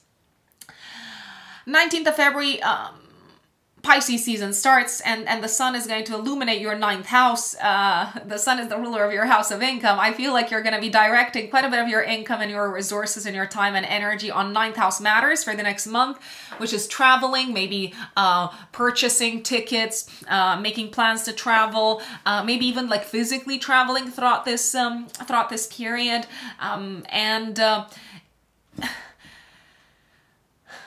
it really feels like you're going to try to align your spending and your expenses and your resources with what you believe in throughout this period. You might also spend money on education, for instance, throughout this period. 22nd of February, as I said, Venus conjuncts Mars. 23rd of February, Mercury enters your 9th house. Your mind is also very much focused on big picture matters, political matters, philosophical matters, cultural matters. You might think about philosophical things, about divinity, about our place in the world, about the meaning of it all. And we've got a full moon activating your 3rd house, 9th house axis on the 24th of February. This could be a time when you physically travel or when you make a plan to travel, but it does feel like maybe someone is enjoining you if you're making plans to travel or if you're physically traveling. Maybe your partner is away, maybe you're traveling without a partner, maybe you're traveling in order to seal the deal on a partnership, especially on a business partnership. You could be traveling for business purposes actually around this time, or making plans to travel for business purposes. You might present something in front of an audience, or kind of like finalize a presentation that you're going to share with an audience, especially in the professional sense. And this could also be a time when you sell something. It could be a car, it could be quite a few things. It could be books. It could be something that is connected with your education in some shape or form. I also feel like this is a time when maybe you're having a difficult but important conversation with a friend, and as a result, it does feel like the relationship is going to evolve in a nice way, but the communication and the conversation itself is not easy. It feels like everyone needs to be vulnerable. Everyone needs to like be open to listening to the other person's standpoint, and maybe to also realize that you're coming from different backgrounds and you're seeing things in a different way. 25th of February, Venus squares Jupiter. I mean, here is where you could maybe spend too much money. Careful not to get into debt. And the Capricorn moon in me is like, don't get into debt, please. This could be a day when you might spend too much money on a social occasion, on a social event, or on your friends. Is it worth you getting into debt for this? Probably not. But if you do think it is, then I don't know. You're the one to consider it. This can be a time when you're actually enjoying and you're having a good time with friends, but it feels like there's some sort of like hidden kind of like subtle romantic kind of like undertones when it comes to the connection with someone, and maybe it's causing kind of like this sort of like tension and friction in the air. I wanna say. Overall, Venus and Jupiter coming together, I mean, this spells like having a good time. It also spells potentially overdoing it with the luxury, overdoing it with the expenses, overdoing it with the sensual pleasures. 27th of February, oh, careful. Here is where you could literally step into a massive fight with the following people. A friend, a boss, your mother, I'm like, tick, tick, tick. Children, if you have a child. You could also get into quite the fight over some sort of philosophical, political, belief system thing. You could get into a fight with a lover. I mean, a good way to use this day is to... I'm just gonna say it, Cancerians, February is a great month to have a lot of sex and to kind of like discharge some of that sort of like tension that is being built up in your relationship with others. Having a lot of sex around the 27th of February especially is probably a good idea, because otherwise it feels like there's this sort of like energy that can translate into anger if it's not channeled properly. And it can turn into a fight. Careful not to overdo it with physical activity. However, if you're working out, if you're lifting weights or anything like that, because there is a potential risk of injury and of taking on more than you can, of biting off more than you can chew, Cancerians.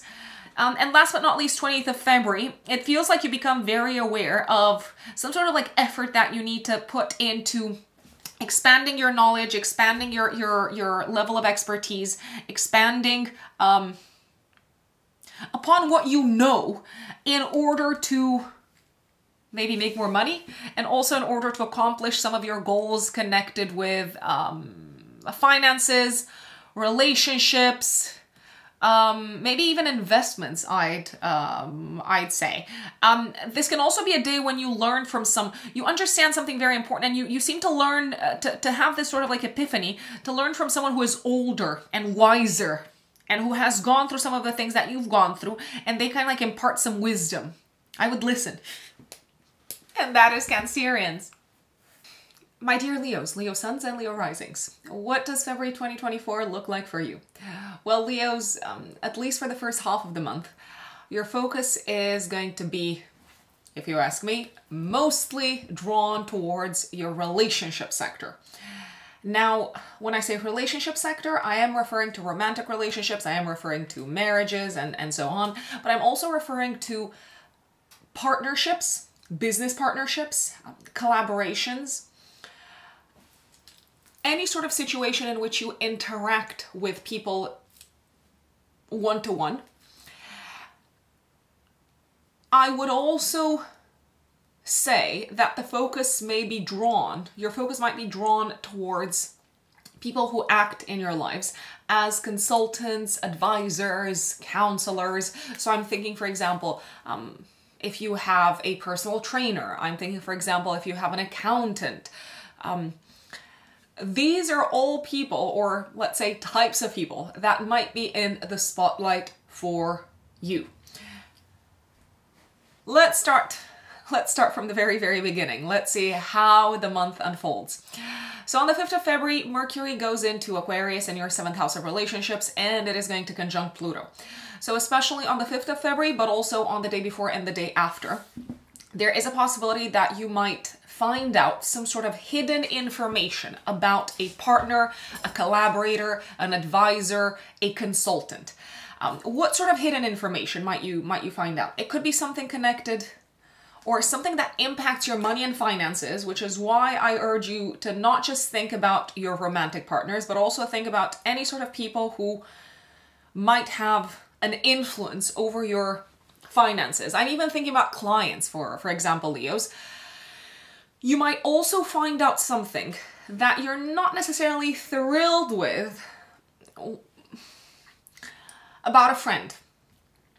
And you could actually feel very antagonized maybe by this person based off of what you find out. So the 5th of February and also the day before and the day after is a day in which buried information may come to the surface. You might also experience obsessive thoughts in regards to someone around the 5th of February. Maybe it's someone who said something. Maybe they just kind of like threw something out there in conversation, and you Leos for at least a couple of days might be kind of like really zooming in on what this person said. Is there a possibility that you might be a little bit paranoid? Potentially, but I don't believe you are. I do believe maybe if you share your thoughts with people in your life, they might say, oh no, you're reading too much into it. Oh no, I'm sure they didn't mean this. But if you dig a little bit deeper, I think there might be a grain of truth in what you're suspecting, I'd say. So if you feel like investigating something, I would investigate it, because the information that comes to the surface might impact your financial situation, and it could also impact your future, I'd say. Now, 7th of February is a really, really good day. And I also like the day after, so the 8th of February as well. So Venus, especially on the 7th of February, is going to make a harmonious aspect with Uranus, some really good news connected with your work, some sort of unexpected appreciation, unexpected maybe positive feedback, Leos, from bosses, from clients, from colleagues. You really seem to be enjoying the benefits of having built a relationship with someone in the work environment. And it could be with a boss, but it could also be with a colleague. And this relationship is helping you accomplish your goals professionally. You could also have some sort of unexpected win, like an unexpected deal, like an unexpected client that signs a contract and says, okay, we're going to work with you around the 7th of February. So I'm really liking it. 8th of February, you could feel a bit as if someone in a position of power is kind of having maybe some sort of unexpected, unrealistic expectations of you, and I realize that this is happening right after Venus trines Uranus. There is a possibility that someone in a position of power is kind of like very, very stubborn about you doing things in a certain way. On the 9th of February, and also in the 3 days before and the 3 days after, there's going to be a new moon in your house of relationships. Saturn, the ruler of the new moon, is going to make a nice aspect to Jupiter, the great benefic. Now, I like this. Why? Because it feels like this could be the beginning of a very fruitful partnership for the long term in the professional space.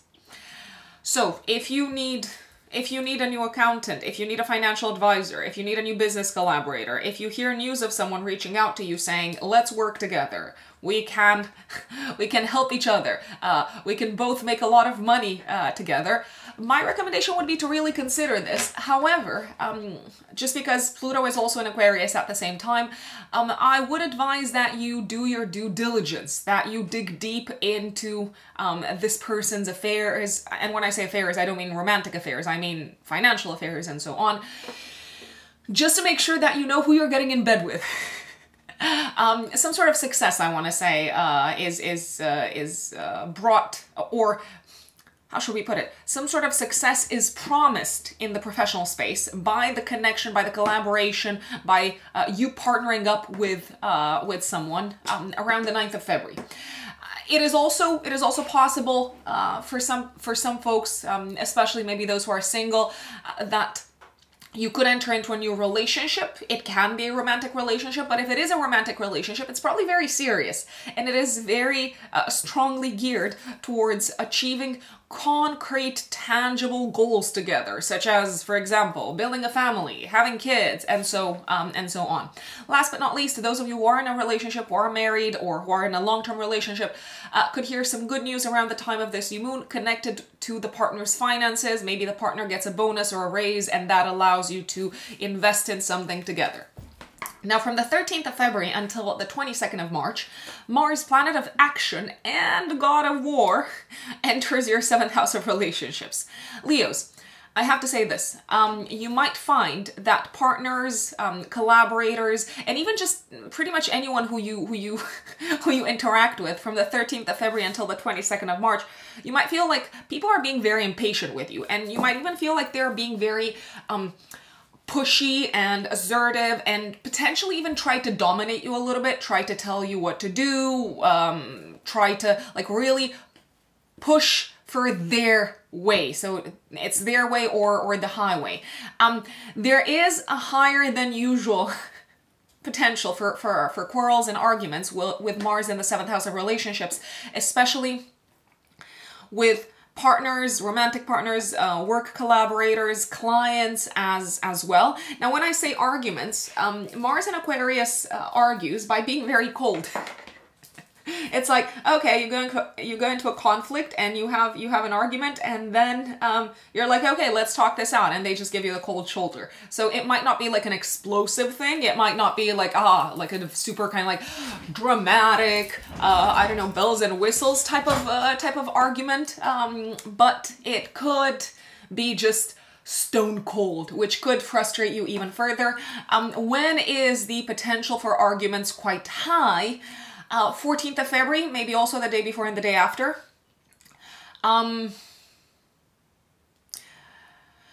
27th of February, also the day before and the day after. And to a certain extent, maybe also the 22nd of February, although around the 22nd of February, if you experience any sort of like conflicts or arguments with a romantic partner especially, I would say that it is probably very, very easily solved and fixed by just kind of like, I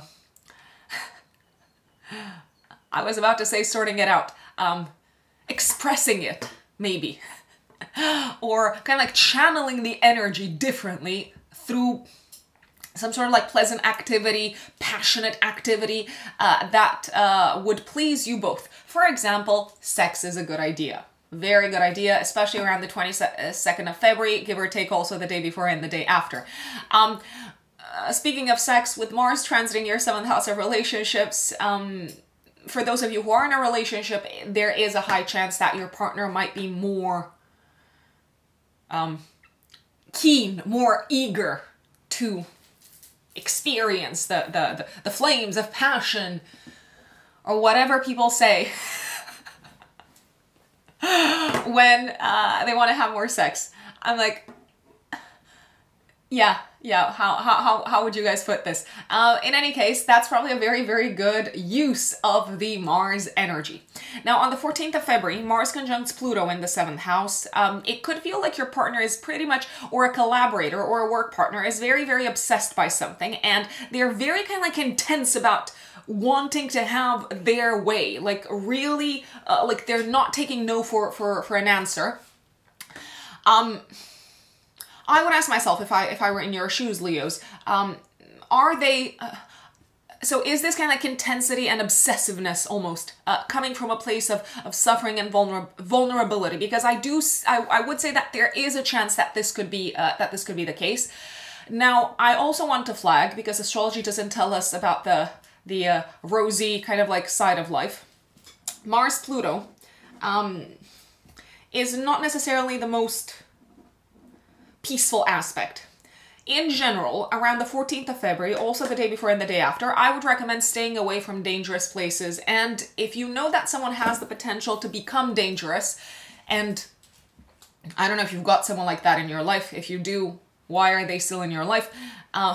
But astrology doesn't judge. I mean, maybe I sound a little bit like judgy Judy. I don't want to, but essentially my recommendation is to stay away from angry people or potentially dangerous situations, because they can escalate.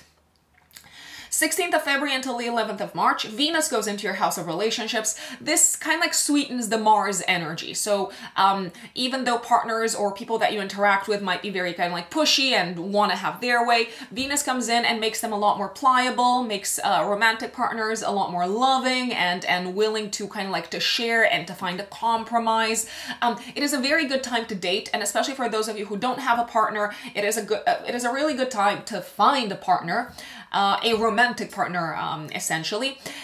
It could also feel like your significant other is much more willing to cooperate. And if you need to win someone over, from the 16th of February until the 11th of March, they are much more likely to be won over, but it has to be made very clear to them what it is that they're gaining from your collaboration and partnership. Just as an FYI. And also another word of advice, if someone gets upset, if someone is upset with you, especially in the second half of February, you might want to think about what sort of gift would kind of soften them, because Venus loves gifts, so they are likely to respond very well to gifting, for instance. 17th of February and also the day before and the day after, there could be some disruptions in terms of transportation. There could also be some disruptions in terms of making it in time to like a work meeting. You could experience potentially an unexpected expense connected with your relationship sector. You might also have a disagreement with a partner on how to spend money. Agree to disagree, that's my recommendation, because I don't believe you're gonna reach any agreement on the 17th of February. Venus conjuncts Pluto on the 17th of February, and it's also going to be active the day before and the day after. Jealousy, possessiveness, intense kind of like romantic attachment to someone that can be manifested in the, let's say, darker kind of like expression of Venus, which could be, as I said, possessiveness, jealousy, insecurity. This could be something that you experience in your relationship sector. It could be that the partner displays these qualities. It could also be that maybe you display these qualities towards the partner. It depends. I would be very careful not to maybe accuse a partner of something, or not to push too hard for the partner to deliver on something, or to acquiesce with, to agree with you. Why am I trying to use fancy words? Acquiesce. I don't even know if I'm pronouncing it right. I read it somewhere. If you're trying to push too hard for the partner to agree with you, it could result in coldness. It could also result in yeah, just kind of like an unnecessary argument. 19th of February, Pisces season starts, and the sun is going to put the spotlight on your 8th house, so you might be very focused on matters such as intimacy, but also taxes, investments, and shared money and resources. 22nd of February, Venus conjuncts Mars in your house of relationships. A great day to go out on a date, a great day, as I said, to have sex, a great day to take action, to maybe reach out to someone that you're in love with, a great day to take the lead in romantic matters, but you could also feel very pleasantly surprised to see that a partner takes the lead in romantic matters, and also a really good day to start a business partnership if you ask me, my lovely Leos, and also the day after, so 22nd and 23rd. 23rd of February, Mercury goes into your 8th house, so your mind, your focus is also going to be very much on taxes, investments, debts, potentially. Careful, because Mercury in Pisces is not super kind of like logical and rational and super clear. It's much more kind of like representative of imaginative thinking. So if you hear of an opportunity to invest in something and if it sounds too good to be true, then it probably is too good to be true. So I would not rush into anything. 24th of February, we've got a full moon activating your financial axis. It's going to be active also the 3 days before and the 3 days after. What am I seeing? What am I seeing here? So I am seeing the possibility of you having to pay a significant amount of money, maybe towards debts, credits, mortgages, loans, and so on. The full moon is in a nice aspect, however, to Jupiter, so you could also get paid.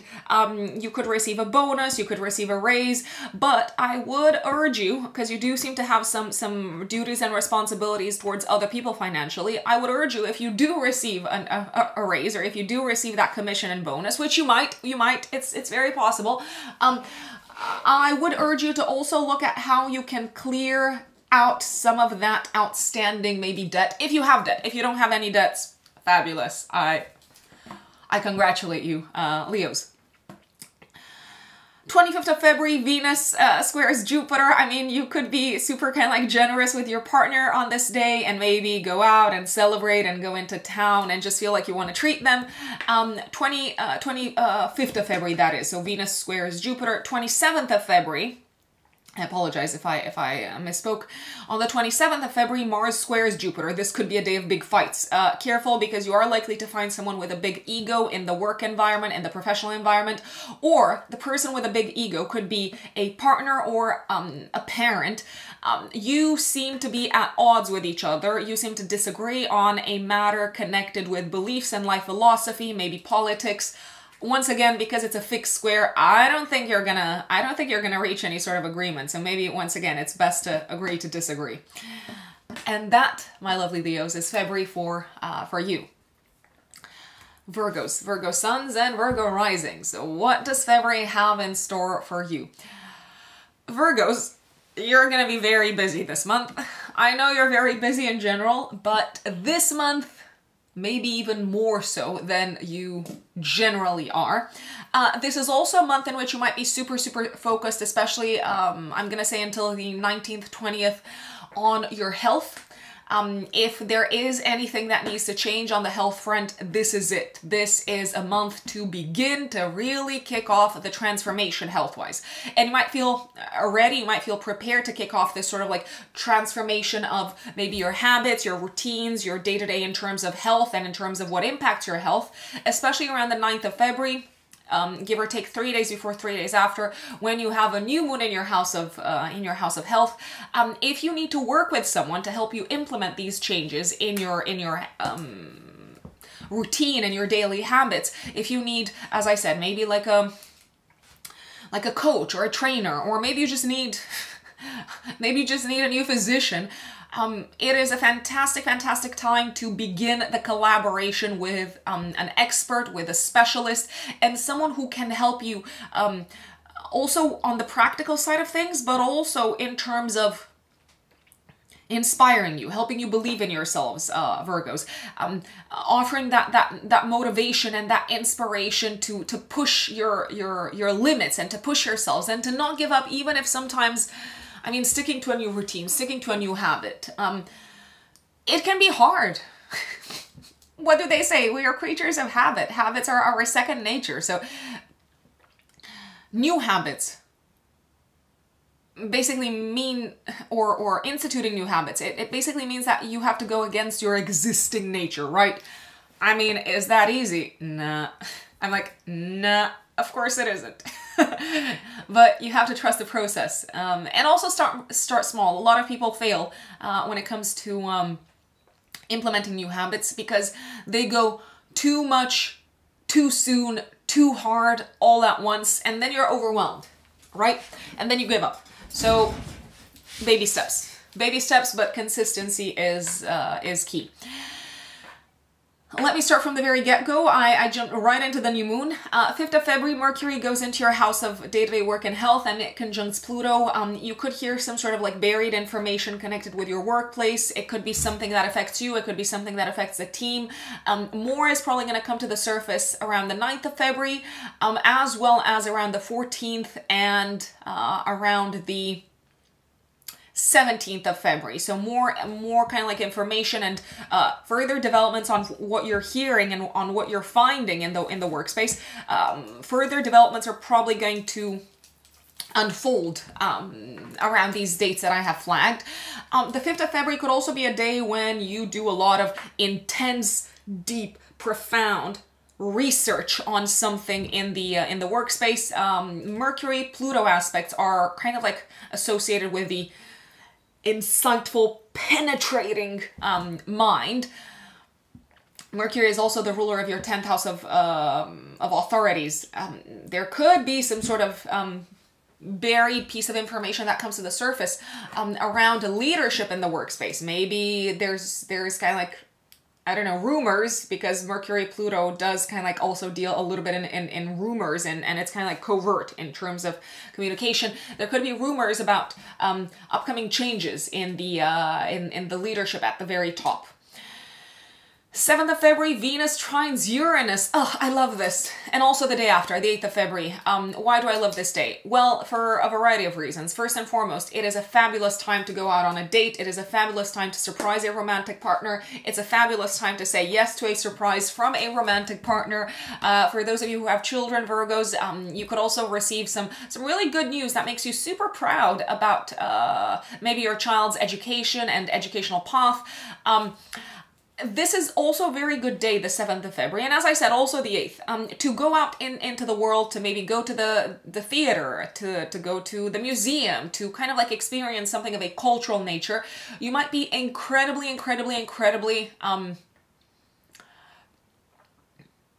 almost like enlightened and inspired as well. So you might get a lot of creative inspiration out of these types of activities. And if you are out into town, you might just bump into someone and it's like a very pleasant encounter and you're enjoying life. So enjoy life, Virgos, because you're also very busy. I'm like, you are also busy, so you need to make room for that enjoyment of life, right? 9th of February, as I said, also active 3 days before, 3 days after, some sort of like reset of your health, but it could also be a reset that you're experiencing, a new beginning in the work environment, maybe new team members, maybe working in a different department, maybe starting work on a long-term project where you're collaborating with a team. Some of you could be kicking off a new job or a new project that feels like a new job. It does look like you're not doing this by yourselves, Virgos. It does feel like there's a lot of this work that depends upon the successful collaboration with a partner, maybe someone who is a little bit more experienced.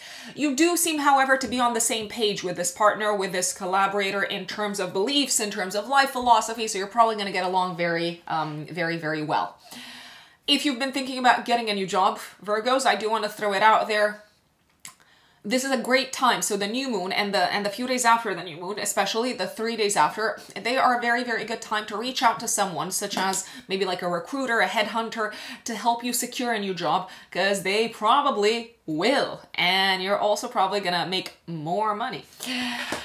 13th of February, Mars goes into Aquarius in your 6th house of health and day-to-day work until the 22nd of March. You are going to be on fire work-wise, as I said, very driven, very motivated, maybe a little bit impatient sometimes with colleagues, with clients, maybe impatient to get the job done, to get the work done. Mars in the 6th house is very nicely used work-wise when you're doing work by yourselves, Virgos. The thing is, you're probably not going to be able to do all the work by yourselves, but at least if you are kind of like super clear on what you need to deliver and you deliver it fast, and then you kind of like share that with the rest of the team, it should probably work out. There is a chance, a higher chance than usual, of conflicts with colleagues and in the work environment with Mars in the 6th house, especially around the 14th of February and the day before and the day after. Around the 17th of February, also around the, let's see, 27th of February, day before and day after as well. Careful what you say, careful who you upset, because it can give birth to quite a bit of rage, maybe unexpectedly so from certain people.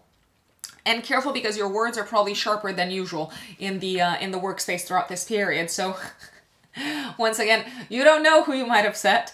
You probably don't want to upset anyone. It's probably not your intention, but it might backfire if you're just kind of like in a rush and you don't take time to consider the other people who you're working with, the kind of like the entirety of the team. You might have a lot of energy to work out and to put into your health, which is fantastic, but I would be very careful not to overdo it, especially around the 14th of February, give or take the day before and the day after, and also around the 27th of February and the day before and the day after. I would not overdo it, because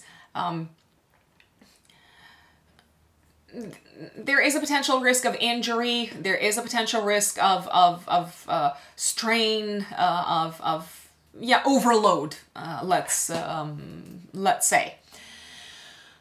14th of February, Mars conjuncts Pluto in your 6th house. You might be so obsessed and so kind of like hyper-focused and like even like pushy when it comes to delivering something work-wise, that you might just kind of like not care who's with you, not care who is against you.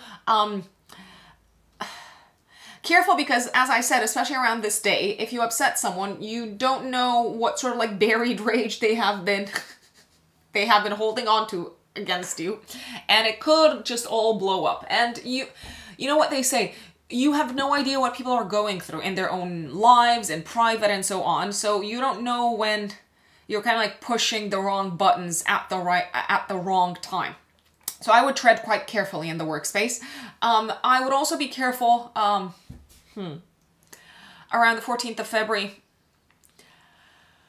Once again, when you go to the gym, when you're kind of like doing maybe activities involving your muscles and involving strength.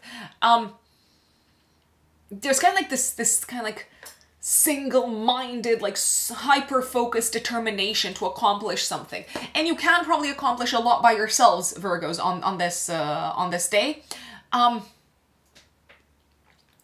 There's also a possibility, if you have been experiencing any sort of like issues health-wise, that the information might come to the surface and you might kind of like find the source of the ailment health-wise. And that could actually be really useful and helpful, because the doctor or the physician or anyone who's kind of like helping you with health-related matters, they know what to do, they know where to act, they know where the inflammation is coming from. Intense inflammation can be a theme on this day, however. 16th of February until the 11th of March, Venus goes into your 6th house of health and work. So it's kind of like making work a little bit more enjoyable, even though you're like very kind of like active and determined and wanting to have things be done work-wise in your own way. Venus comes in and says, okay, maybe there is a way to collaborate with others. Maybe there is a way to be friendly. Your colleagues, your co-workers might be a little bit more friendly and open to compromise and open to finding kind of mutually satisfying solutions, let's say, throughout this period. This is also a very good time from the 16th of February until the 11th of March to have interviews if you're applying for a new job. It does feel like you're both kind of like determined and motivated, but you are also taking into account what other people value in the workspace and what would help them accomplish their goals. So it's not just all about you, and what you want and where you want to get to and what's important to, what is important to you, Virgos. 17th of February, careful what you say, because it might be misinterpreted in the workspace. Why might it be misinterpreted? You might inadvertently offend the wrong person. And it could be a cultural thing, it could be a religious thing, it could be a political thing, it could be a spiritual thing. But yeah, you seem to be very kind of like fixed and kind of like stubborn and, what is the word, pig-headed with your opinions. Pig-headed, I think, means stubborn. So sometimes I use phrases and then I ask people, is this what it actually means? Because, you know, like, English is not my first language, and when I read stuff in books, I'm like, that sounds so cool, I'm gonna use it. And then I Google and I'm like, oh, what does it mean? And part of me kind of like remembers, but then I'm not kind of like super like paying attention or like taking notes and saying, yes, pig-headed means this and that. And then I use it and then people are like, what is she on about? So anywho, 17th of February, you do seem to be very opinionated, and you might encounter someone who is equally opinionated, yeah, just agree to disagree, because you might be, without intending to, you might offend them. Venus conjuncts Pluto, you might be kind of like very obsessed on this day with the idea of working with someone, or with working with someone in like a very, very kind of like specific way. You might also be very obsessed with some sort of like beauty ideal around this time, and maybe like apply yourself super, super hard, Virgos, to your workouts or to something of this nature to accomplish this beauty ideal. From the 19th of February, the sun goes into your house of relationships and the spotlight goes onto your relationship sector. 22nd of February, Venus conjuncts Mars in your 6th house. This could be the beginning of a beautiful collaboration work-wise, a collaboration in which everyone involved makes money, a collaboration also that involves potentially traveling. There is a chance, I'd say. This could also be another good day, as I said, to hire maybe like a personal trainer or someone of this type. If you feel like reaching out to someone work-wise to secure a partnership, this is it. This is the day to do so. If you have any sort of like surgeries planned, I mean the 22nd of February and maybe also the day before and the day after, Again, please, this is not medical advice. Please listen to the advice of your doctor above everything else. I'm just interpreting the astrology here, symbolically speaking. But if there are any sort of like surgical interventions that you know are coming up for you Virgos, I like the 22nd of February and the day before and the day after, because Venus kind of like sweetens the blow, or the kind of like the cut. And Venus also helps with healing. Mars, obviously, it has to be kind of like super precise when it performs surgery, and it is super precise in Aquarius. It's kind of like detached and objective and so on. And Venus comes in and kind of like heals. 23rd of February, your chart ruler Mercury goes into your house of relationships. You're going to be thinking a lot for the rest of the month about your partners, about your relationship sector, about how you can work better with others. And on the 24th of February, there's a full moon activating your identity sector and your relationship sector. A partnership is coming to some sort of a culminating point, to some sort of fruition. It could be a business partnership. I repeat, maybe you're starting to work with someone who is based abroad, or maybe you're starting to work with someone in an international environment. Maybe you agree to start collaborating with someone, or to deliver some sort of common goal, common project with someone who is a little bit more experienced, but who you've got a lot to learn from. At the same time, however, this full moon could also put in the spotlight some sort of a commitment that you might be expected to make to a partner. And it's a serious commitment. It could be a romantic partner. It's a very serious commitment. It's not something to be taken lightly. It can be something that can grow and can further develop, and can also maybe help you accomplish some of your goals. Virgos, especially around home and living situation and family life. But I urge you to really consider very, very carefully if you say yes to this, because it is probably going to be a very long-term commitment. And if it's not for you, and if you're not in for the long run, then it might be best to disappoint this person and to part ways amicably. 25th of February, Venus squares Jupiter. I mean, you could just kind of like have a little bit too much fun at work. I'm thinking if you're going, I don't know, for after work drinks with your colleagues, there is a chance that some people, maybe you included, could have like one too many. You might even like spend quite a bit of money to try to impress someone in the work environment. Careful here on this day, 25th of February, and the day before and the day after. You don't want to overpromise and underdeliver in the work environment, because you don't want to disappoint further down the line. I always believe, and this is just my personal belief, that it's best to underpromise and overdeliver. People love a good surprise. People love when their expectations are exceeded. So my Capricorn moon is like, set expectations low and then impress people. I don't know. If you feel like this resonates with you Virgos, maybe you can apply it. 27th of February, careful, because there could be a big argument at work. An argument based off of differing beliefs, differing life philosophies, and maybe also differing, worldviews, political views. This is not the day, the 27th of February, and maybe also not the day before and the day after.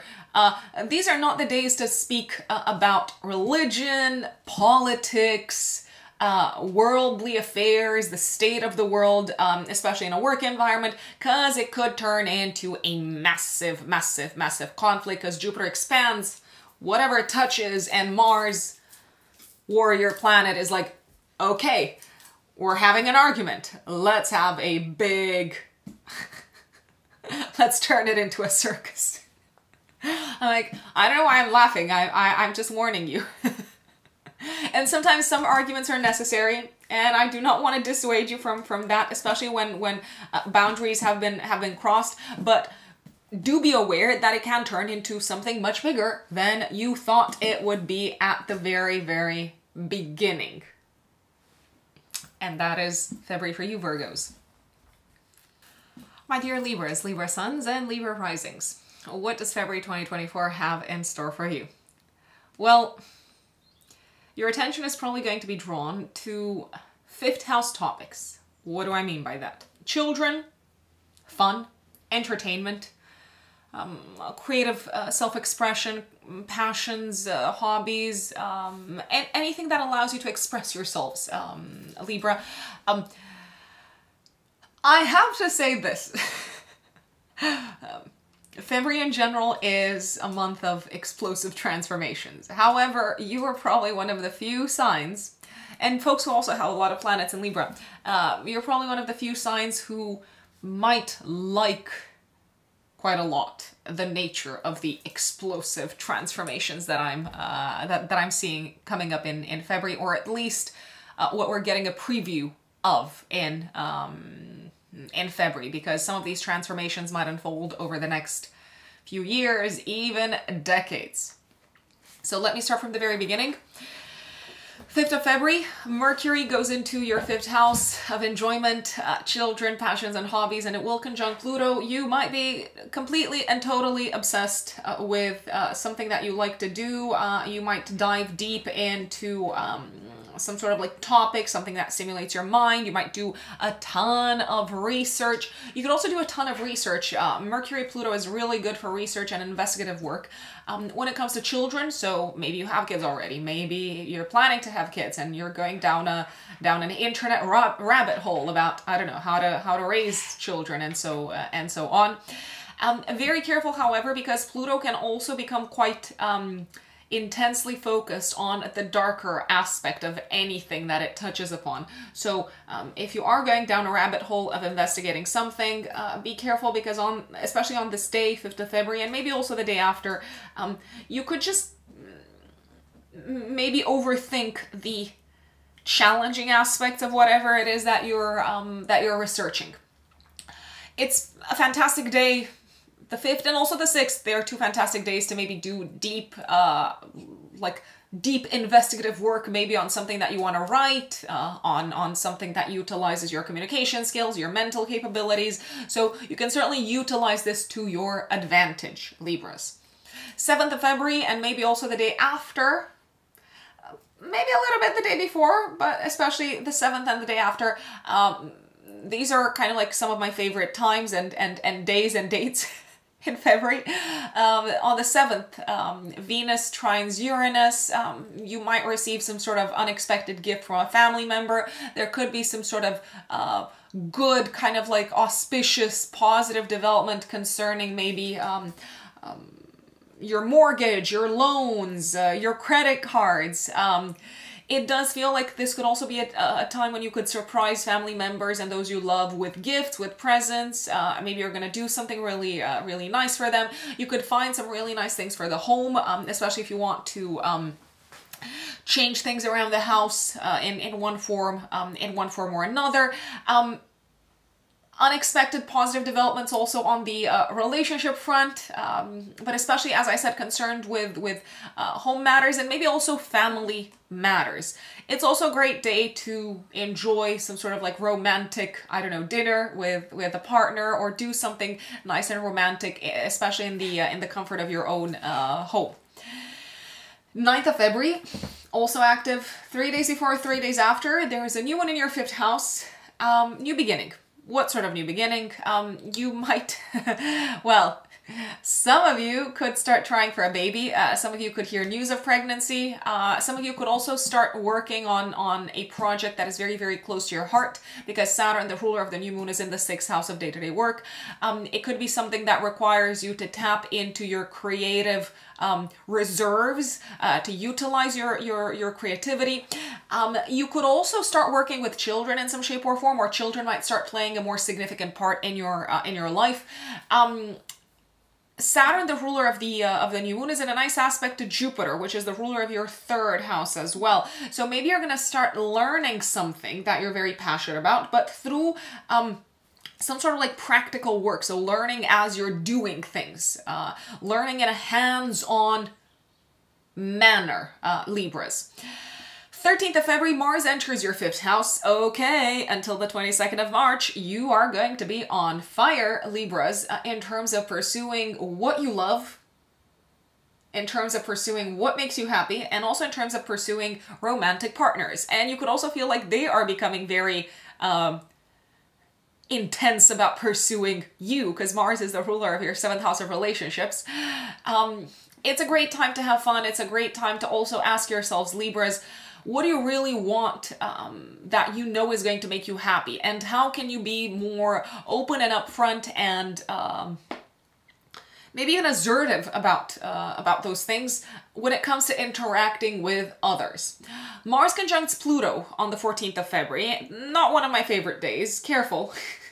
I'm like, careful. Yeah, go after what you want, but careful. Careful on the 14th and also the day before the day after.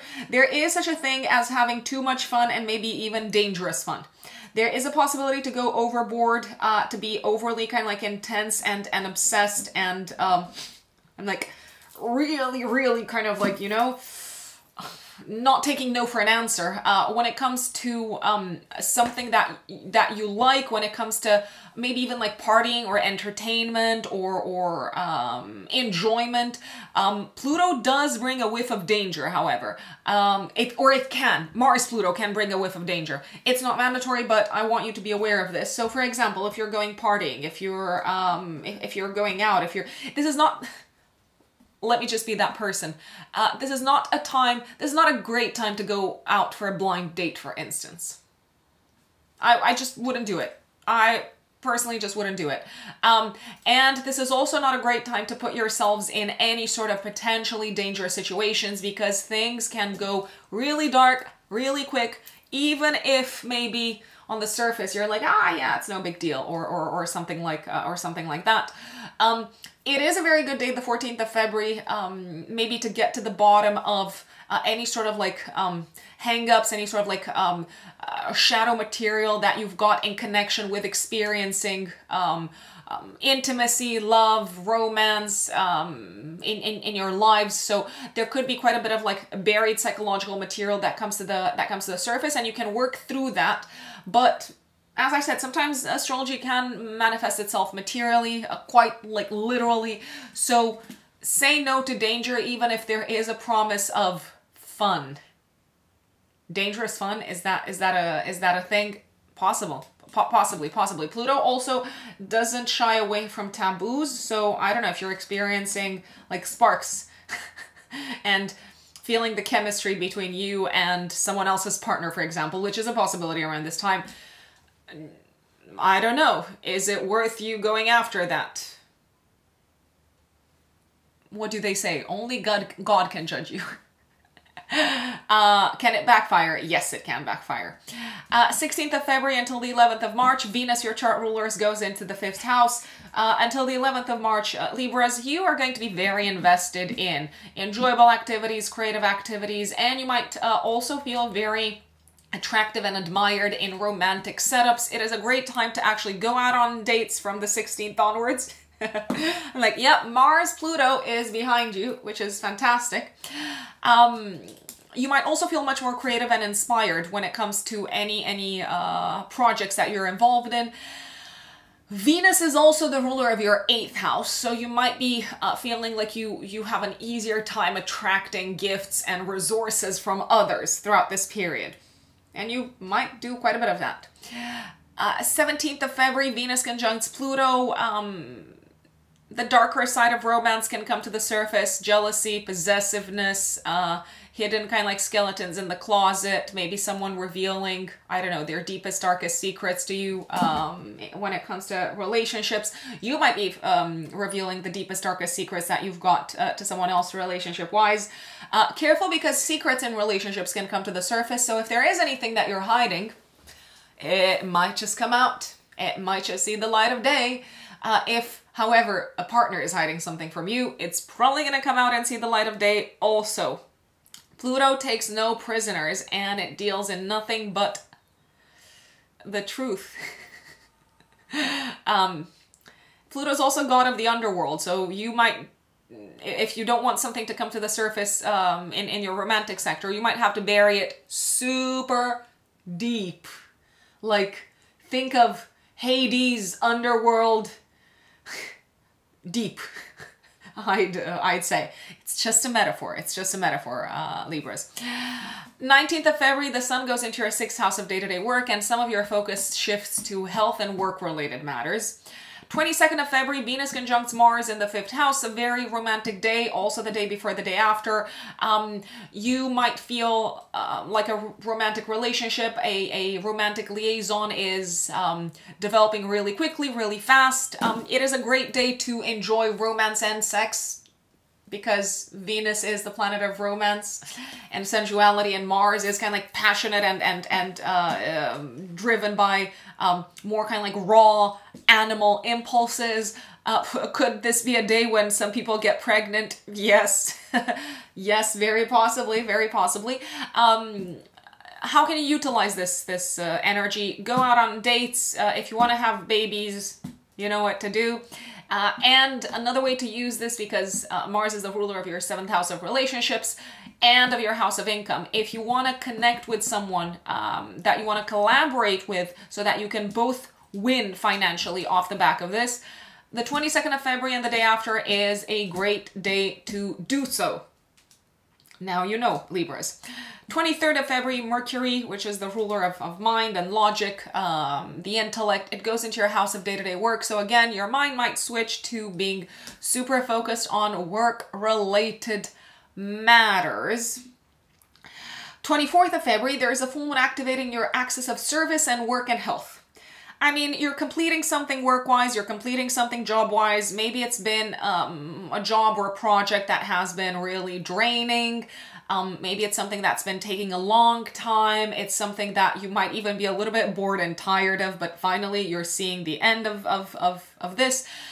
Some of you could be leaving your jobs around this time because you might be feeling drained and tired of your existing job, Libras.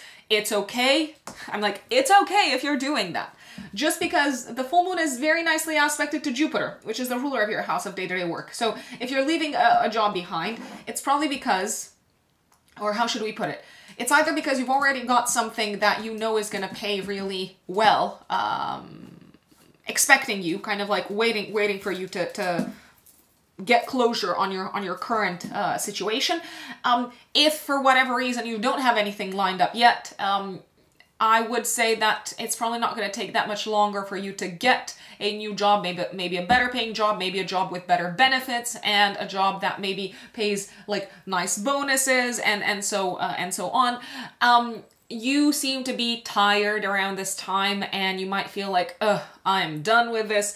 If you are tired, if you do feel drained, which you might, it's a good time to say no to things. It's a good time to say no to extra work. It's a good time to say no to extra projects. It's a good time to take a little bit of time off, because I do see, if you don't, I do see the possibility of a little bit of burnout. I don't know. Can we quantify burnout? Maybe we can. I don't know. 25th of February, Venus squares Jupiter. A lot of fun to be had in the romantic space, but also a tendency towards excess, culinary excess, excessive, I don't know, time spent with someone.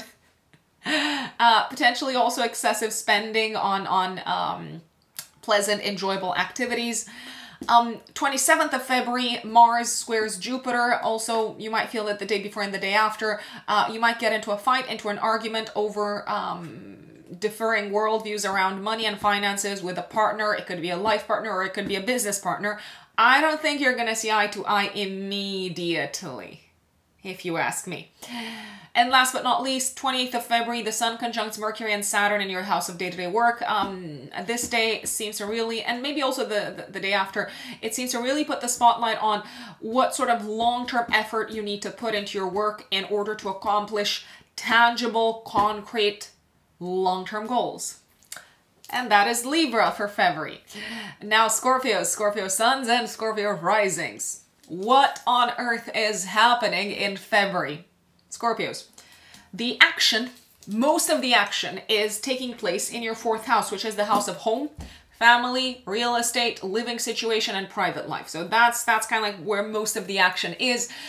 There is going to be an opportunity to have some fun. There is going to be an opportunity to celebrate, to maybe have a good time after some significant work that needs to be done, some sort of like tangible action that needs to be taken at home, especially from the 19th of February onwards, I'd say. And in particular, around the 24th of February, give or take 3 days before, 3 days after, at the full moon in Virgo. But before that, let's start from the very, very beginning. What's going on at home? So, let's see. The month starts, astrologically speaking, on the 5th of February with Mercury going into your house of home and conjuncting Pluto. Mercury is the ruler of your 11th house of plans for the future and the ruler of your 8th house of transformation. You might hear news of some upcoming transformation in the home sector. Maybe it's connected with a family member. Maybe it's connected with your living situation. Maybe it's just overall connected with your private life. An upcoming transformation is on the horizon, and maybe you just kind of like hear news of it on the grapevine. Is that what they say? Maybe it's also just kind of like a hunch. Maybe you pick up on something that someone said, and maybe you're like, oh, do they mean more than they actually kind of like said, or than they actually revealed in conversation? Your mind can become really intensely obsessive. Intensely obsessive. I mean, is there any other way to be obsessed other than intensely? Probably not. You might become quite obsessed with investigating something connected with home life, family life, maybe with a parent, and you might find some buried information. I'd say, Scorpios. 7th of February, this is one of my favorite days, also the day before and the day after. Venus trines Uranus. Oh, your partner has like a pleasant surprise for you. Maybe they're gonna take you out for dinner. Maybe they're gonna, I don't know, share the fact that they've bought tickets for some sort of like holiday, and you're gonna go away for the weekend. Really exciting, electrifying interactions with someone of a romantic nature, very possibly on the 7th of February. I would also say that this is a good day for business partnerships, 7th of February and the day after. Venus in the house of communication, trines Uranus. I mean, you could persuade someone really easily to sign up for whatever it is that you're selling, to bring them to your side. And you might also feel really pleasantly kind of like shocked to see that someone has your back and someone can help you and someone can support you with maybe something that you've been working on. A great day to also have a job interview, a great day to present things to someone. I'm liking the 7th of February and the day after. New moon in February, on the 9th of February it's coming up. Also active 3 days before, 3 days after. New beginning at home.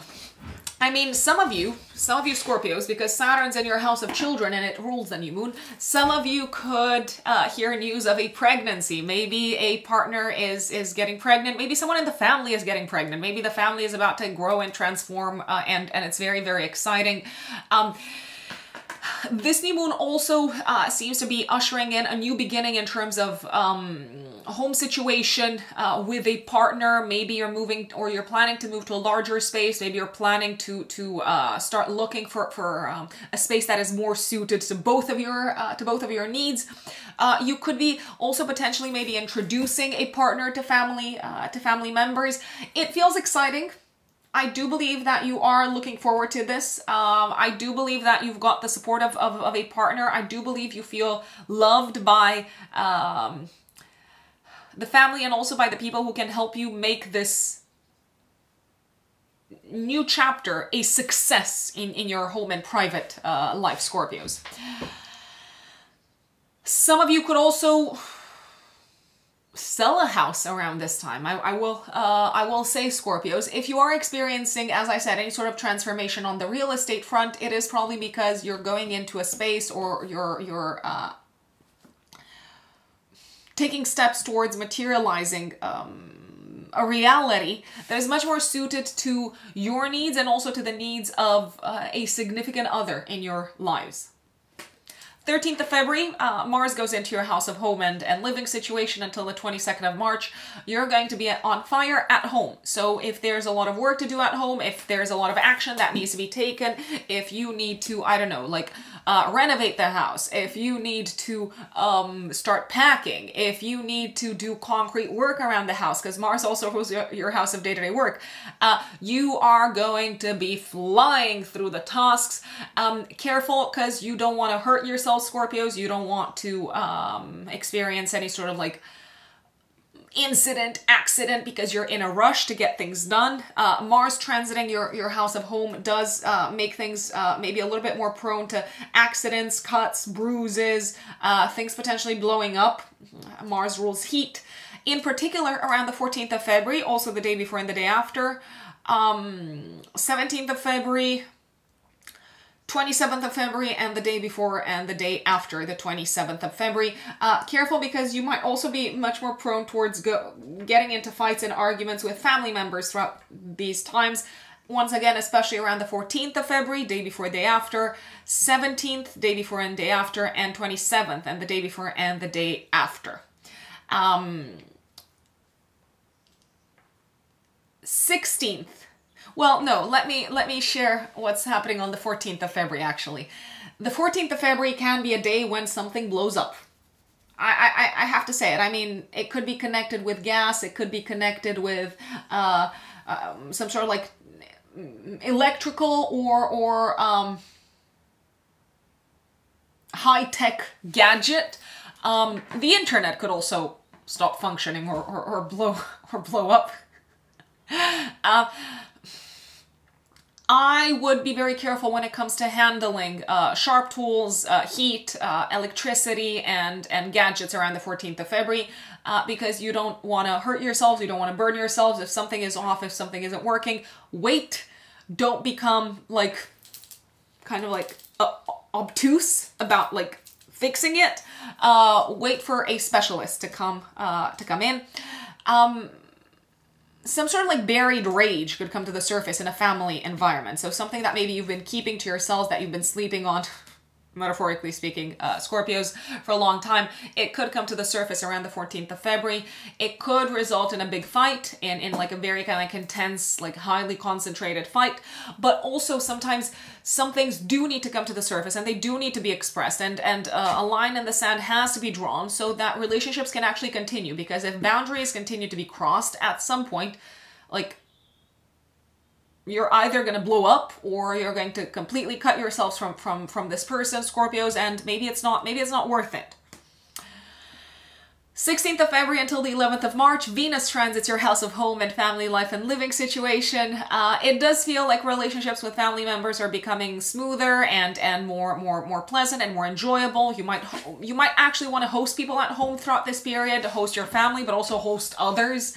Anything that has to do with home and family life throughout this period becomes easier, because you seem to be benefiting from the help and the support of someone who knows what they are doing, and of someone who is willing to work with you, even though you're kind of like a little bit, you might be a little bit much, you might be a little bit more domineering than usual, Scorpios.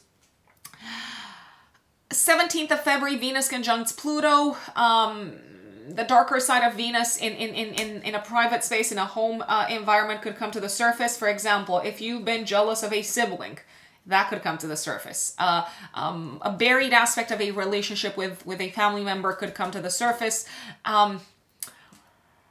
You could also find out that someone has been saying something or doing something behind your back, and you might... there is a possibility that you might question the relationship. I do believe it's important to speak your truth. I also believe that you might not reach an agreement with this person on the 17th of February and maybe the day before and the day after. So maybe give it a little bit of time. From the 19th of February onwards, Scorpios, the sun goes into your 5th house. It illuminates your fun, entertaining, enjoyable life sector. So for the next month or so, you will probably feel like maybe it's easier to celebrate, to have fun, to focus on activities that maybe allow you to relax and that are kind of like very much like a balm for the soul. And for those of you who have kids, it might also feel like your attention is being drawn to children and what's happening in their lives. 22nd of February, Venus conjuncts Mars in your house of home. It feels like you're starting some sort of significant project that requires action and boldness and initiative and courage. in the home environment together with a partner. It could be a romantic partner, but it could also be, I don't know, maybe you're contracting someone to renovate the house, as I said. You could be starting to like repaint the house, remodel, maybe kind of like change things around in terms of furniture. It's also a very good day. The 22nd of February is a really good day to enjoy romantic relationships, but through some sort of a tangible, concrete, physical channel. I mean, sex comes to mind, but you could also, I don't know, work out with the partner, and it could feel like the relationship is being kind of like strengthened. It is kind of like a very exciting energy romantically, Venus and Mars combined. You might feel super kind of like attracted to someone and really turned on, but especially by the fact that they are so different and original and independent, and they march to the beat of their own drum, Scorpios. And I did say 22nd of February, but I'm also going to flag the day before and the day after. 23rd of February, Mercury goes into your 5th house, so your mind is going to be, once again, maybe very focused on how to enjoy yourselves, how to have fun, and your mind could also become very creative for the rest of February. Full moon coming up on the 24th of February, active 3 days before, 3 days after. It activates your 11th house, 5th house axis. Okay, a few things here. You might make a big announcement to the outside world, maybe to your friends, about something that's been going on at home, and also in relation to children. Maybe you make an announcement that you're going to have another child. Maybe you're making an announcement that you're going to move your child to a different school. You could be celebrating something with colleagues, especially work colleagues, something connected with work, but you could also be saying goodbye to a group of people around this time, or a friend could be saying goodbye, maybe because they are moving someplace else, maybe for work purposes, but also maybe for relationship purposes. It is a bittersweet full moon. On the one hand, there's a sense of like celebration, there's a sense of coming together with people that inspire you, there's a sense of being in this with someone who really has your best interests at heart, someone who really loves you, but at the same time, we cannot pretend that Saturn is not there, and Saturn many times requires like some sort of closure or ending or something kind of like being reorganized via distance in our lives. So could this mean, as I said, saying goodbye to a community, a group of people, a friend, and could that be bittersweet? Yes, Scorpios, definitely. 25th of February, Venus squares Jupiter. Okay, maybe you're just kind of like overdoing things around the house with a partner. Maybe you've just kind of like bought too many nice objects for the home. Maybe you feel like you're becoming a little bit excessive with the expenses, or with kind of like trying to beautify the space. You could also be a little bit excessive with kind of like food and hosting people. I mean, if you are hosting someone around the 25th of February, also day before, day after, especially in your home, you could just be surprised to see that there's a lot of people coming up, maybe more so than you thought they would come up. But in any case, Venus-Jupiter aspects, even when they're tense, there's kind of like this energy of like fun and buoyancy and enjoying the pleasures of life. 27th of February, however, is a different story. Also the day before, the day after. Mars squares Jupiter. You might have a very intense disagreement with a parent or a romantic partner around beliefs, life philosophy, worldviews, and around the topic of money. Maybe you want to spend money on certain things at home. Maybe your partner says, no, it's a matter of principle, and I don't believe in spending money on that, and I don't believe we should overdo it with that. Yeah, maybe just take a little bit of, maybe agree to park the issue, to park the problem for a bit, because both people involved in the conflict seem to be very attached to their views and very attached to their way of looking at life. You might get super angry because Mars is your chart ruler. The other person might come across as inflexible. So yeah, just take a little bit of time, park it, and come back to the issue maybe a bit later, Scorpios. And that is February for you, my dear Sagittarius, Sagittarius suns and Sagittarius risings. February. Well, what does it look like for you? Sagittarians, you're gonna have to talk to a lot of people this month. A lot on your plate when it comes to conversations, meetings, phone calls, even short distance trips. It does feel like there's going to be quite a few that you might need to embark upon. A lot of commuting potentially as well. It is also a month in which you might need to revisit your preferred means of transportation. There might be a few bumps in the road this month in terms of traveling, car, trains, things like that. So I would recommend maybe a little bit of flexibility on that front. Some changes also happening in the neighborhood, in the kind of like local community, Sagittarians. And last but not least, you might be incredibly focused on achieving some of your goals when it comes to education, writing. If you do have anything that you need to work on in terms of presentations, these might be front and center of your mind, Sagittarians. Let's start with the beginning of the month. 5th of February, also active 3 days before, 3 days, my apologies. No, this is not the new moon. Also active the day before and the day after, because the new moon is coming on the 9th of February. 5th of February, Mercury conjuncts Pluto. Mercury in Aquarius conjuncts Pluto in your 3rd house. There could be some sort of hidden information that comes to the surface when it comes to partnerships, relationships, but also when it comes to your career path. You might hear something on the grapevine. There could be news, there could be rumors, there could be kind of like hush-hush, kind of like conversations, so conversations that are happening behind closed doors, but maybe there is kind of like a whiff of information that you pick up. You might also put a lot of effort and energy into diving super deep into an activity that stimulates your mind. So I'm thinking of reading, writing, investigating and researching something for like your thesis or something of this nature. You might also be very I was about to say implacable.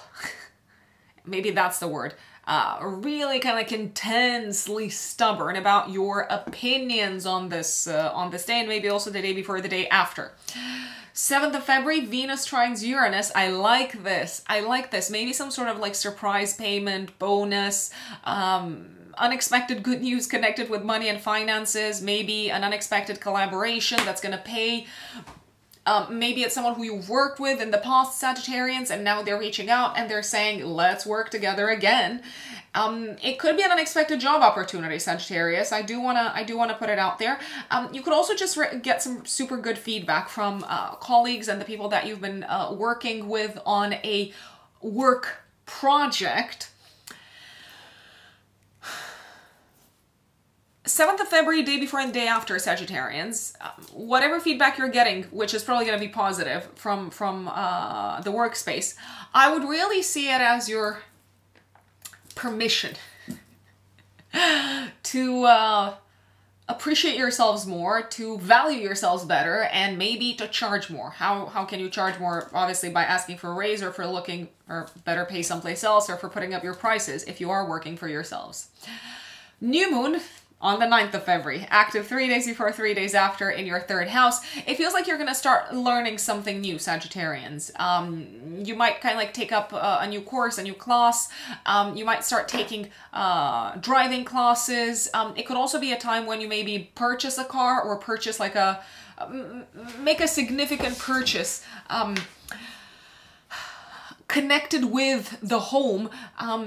But maybe also something that allows you to do your work better from home. I don't know. It could be a new desk. It could be a new gadget. It could be a new chair, or whatever it is. But I do believe it might be technological in nature. So I do see it as more of a gadgety thing. It also feels like maybe you're entering a new stage, a new era, a new chapter in terms of better communication with a family member. Maybe someone who you've had a hard time talking to, a more difficult time in terms of relationships and getting along with each other. But now it feels like you're entering a new era in this regards. 13th of February until the 22nd of March, Mars goes into your third house. Oh my God, you are going to be you're going to be so active in terms of getting things done on an intellectual front, in terms of writing, in terms of reaching out to others, in terms of arranging meetings, in terms of making phone calls. Really, really, really on fire.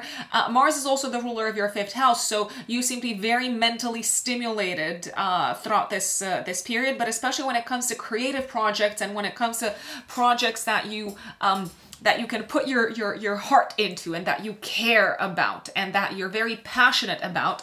So I would recommend utilizing this entire time, this entire period, from the 13th of February until the 22nd of March. I would recommend utilizing it by writing down all of the creative ideas that you've got, and maybe also brainstorming with others. Very, very successful brainstorms with others throughout this period on the kind of like creative front.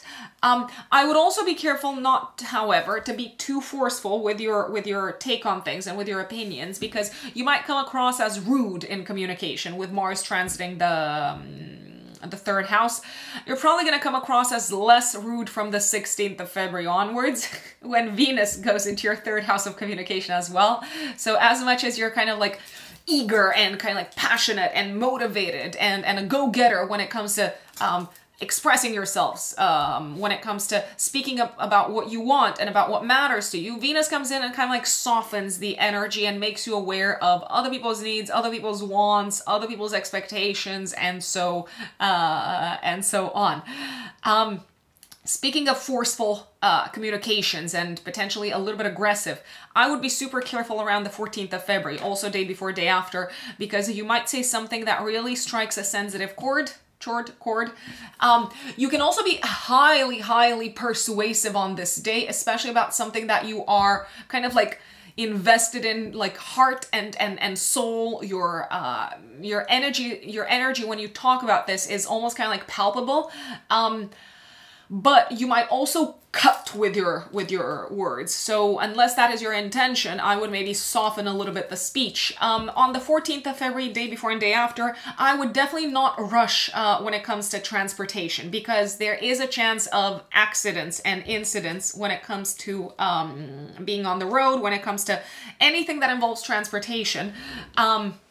You could also experience 14th of February, day before, day after, maybe like an argument when you are behind the wheel. My recommendation would be to tread very carefully and maybe to just give the person the cold shoulder, because Pluto can be quite powerful, intense, and combined with Mars, it can spell danger. Yes, that's it. And also, don't rush, don't speed. You might get a ticket around the 14th, also day before and day after. There's also a chance that you might get a ticket because you're in a rush whilst behind the wheel around the 27th of February, day before, day after. Is it worth it? I mean, I don't think so. Taking unnecessary risks in general behind the wheel, I genuinely believe it's not worth it. Anything can wait. Any meeting, any appointment, anything can wait. Safety is the most important thing. Safety and health. That's it. I mean, what's the point in rushing if you're not going to get there because, I don't know, something happens on the road.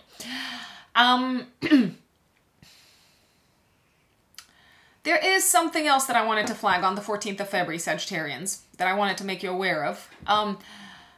You could have like quite a big fight, quite a big argument with a sibling.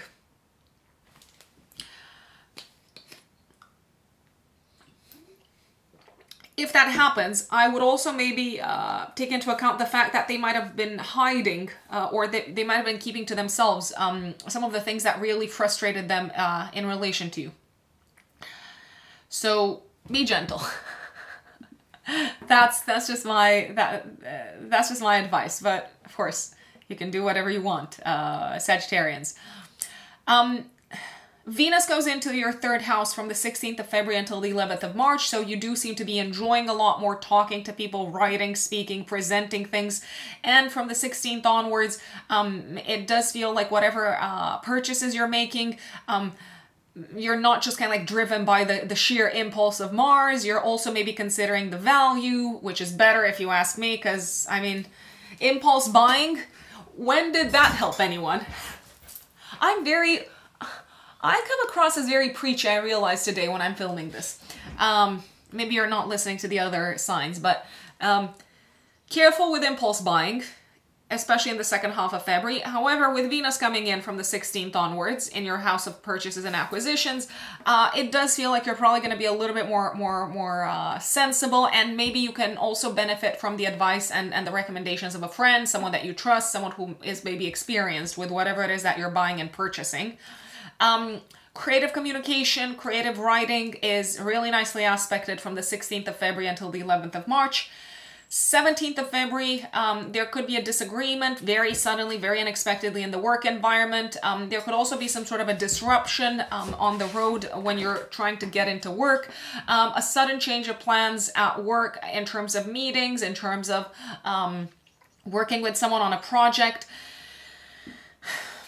And it also feels like you're butting heads with someone over matters of principle at work around the 17th. Venus conjuncts Pluto. You might hear that someone has said something about you in the work environment, and you might try to confront them, but you might just get the cold shoulder. Careful not to gossip, because it can backfire. 17th of February, active also day before, day after. 19th of February for the next month, the sun illuminates your house of home and family life and living situation, so some of your focus is going to be drawn towards these areas. 22nd of February, Venus conjuncts Mars in your third house. A fantastic day to reach out to someone that you want to work with, a fantastic day to start a work collaboration, but also a fantastic day to just kind of like be courageous and send that message if you want to invite someone for a date.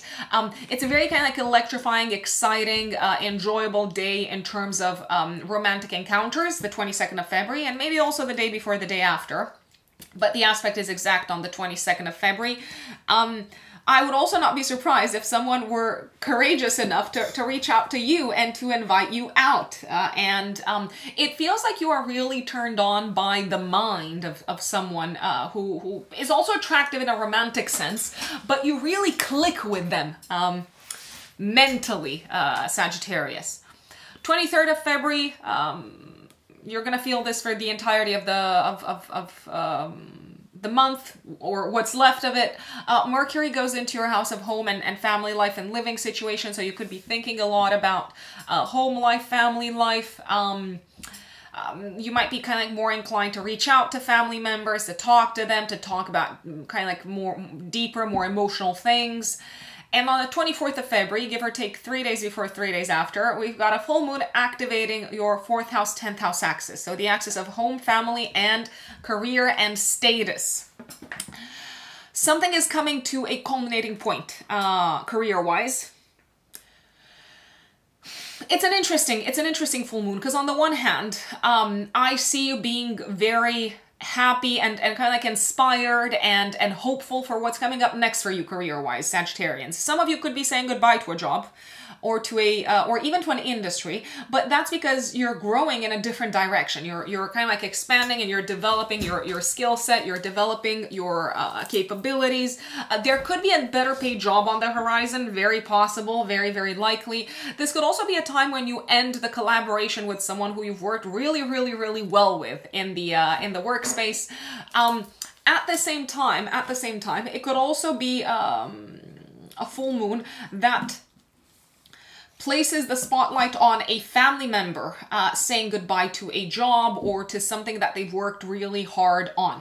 There's also a possibility that if you do get a promotion around this time, or if you do get like a higher paid job and something that kind of like pushes you up the ladder, it might require you to spend less time with family, or even to consider relocation, Sagittarian. So it does feel like a decision that you have to weigh very, very, very carefully. And last but not least, some sort of like challenge or difficulty is coming to an end for a parent, and it could be a challenge or difficulty connected with health. But alas, the hardest part is over. And I'm excited about that. I'm excited for you, Sagittarians. 25th of February, Venus squares Jupiter. I mean, you might go out for like drinks or for like a social event with work colleagues, but there could be like too many drinks involved or too much food. There is a little bit of a tendency of excess around this time. Careful also not to say too much. Is there such a thing as excessive communication? I mean, careful, because everything that you say will be remembered. And for example, you don't have to like gossip or anything like that. Although with Pluto in your third house, there can be a tendency to like speak about things that are not generally spoken about. If you promise to someone that you're going to do something for them, they might kind of like expect you to do more and more and more, or to do it all the time at work. So if you don't want to find yourselves in that position, Sagittarians, maybe just say no. And like, just say no. 27th of February, a conflict at work over differing worldviews, differing beliefs, differing life philosophies. You might also experience something kind of like breaking down on the road. I am thinking of like a flat tire or something like that. Frustration on the road is a theme around this time. And you might also try to persuade someone in the work environment of what you believe in, but they just don't seem to be receptive. So I do see it as a philosophical belief system thing. Maybe it is worth 27th of February, day before, day after, you having a think about whether it's worth you spending the time, energy, and resources to convince this person, or whether your time is better spent elsewhere. Just saying, you're very busy, Sagittarian, so I don't know if it's even worth you like trying to illuminate someone. Capricorns, Capricorn suns and Capricorn risings. February 2024. What's this about? What is going on? Well, money, money, money, money. Show me the money, talk about money, think about money. That is what's going on, Capricorns, in February, at least. I mean, this is going to be on your mind also in March, but at least until the kind of like 19th of February, this is going to be probably one of the most significant things that you take action about or on, that you fight for, that you demand, that you plan, that you organize, all of the aforementioned. So let's start from the very, very top. Money, money, money. Yes. Capricorns, over the next 2 decades, your approach to money, your approach to finances, your approach to budgeting is going to be experiencing a drastic transformation. To sound super cliche, a death and rebirth. Oh, forgive me. My camera just kind of like got skewed a little bit. 5th of February. Active also the day before and the day after. Mercury conjuncts Pluto in your house of income in Aquarius. There could be news that maybe for the time being is kind of like still not fully revealed to everyone. Maybe it's because people are trying to keep it under wraps. There could be news about your payment. There could be news about your salary. There could be news about bonus making its way to you. There could also be news about transformations of your work environment. Maybe I'm thinking of restructurings of the department, restructurings of the team, someone maybe preparing to leave, but it's kind of like being kept on the down low, because Pluto likes to utilize information as power, and power comes from secrecy many times, does it not? It does. Conversely, secrets can have power over us. That's why when we reveal a secret, no matter how hard it is, how difficult it is to do that, they lose their power and they no longer haunt us. Life tip from Rux here. Sorry, Capricorns. I know you really appreciate sarcasm, so I am dialing up the sarcasm kind of levels when it comes to your forecast. But real talk. Pay attention to what reaches you connected with money payments, but also restructurings in the team. The thing is, even though there is a chance that things might be restructured in your work environment, you could benefit from this financially. That is, you could end up making more money. Pluto. A lot of people focus on the kind of like Lord of the Underworld symbolism of Pluto, which is true and fair, and it is the planet of destruction and rebirth, but Pluto's also rich. Pluto's riches. Pluto is buried riches, right? And with Pluto transiting your second house, I've got some really good news for the next 2 decades, Capricorns. You could be making a lot of money. However, careful not to misuse the power that comes with that, because Pluto is also associated with karmic debt, and at some point you're going to have to pay if you are not guided by high moral standards. 7th of February, Venus trines Uranus in your 5th house. You might also feel this the day before, the day after. Oh gosh, I love this. Probably one of my favorite days, probably one of my favorite periods in February. Fabulous time to say yes to a date. Fabulous time to surprise a partner with a date. Fabulous, fabulous, fabulous time. I'm like, this is all fabulous. Fabulous time to just kind of like go out if you're single and maybe go to a party, go to a social event. It could even be like a work thing. Maybe you're going to like a conference or something that you could benefit from work-wise, and you could really meet someone that you could really, I kid you not, meet someone that you click with, someone that appreciates you, someone that sees things in you that you maybe didn't even see in yourselves. Electric romantic connections and pleasant surprises in the romantic sphere, Capricorns.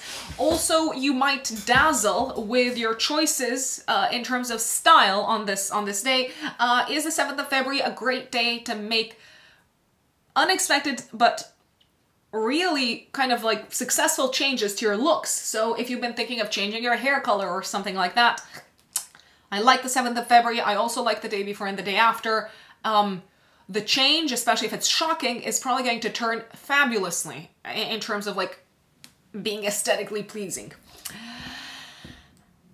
9th of February, active 3 days before, 3 days after. There's going to be a new moon in your house of income and budget and resources.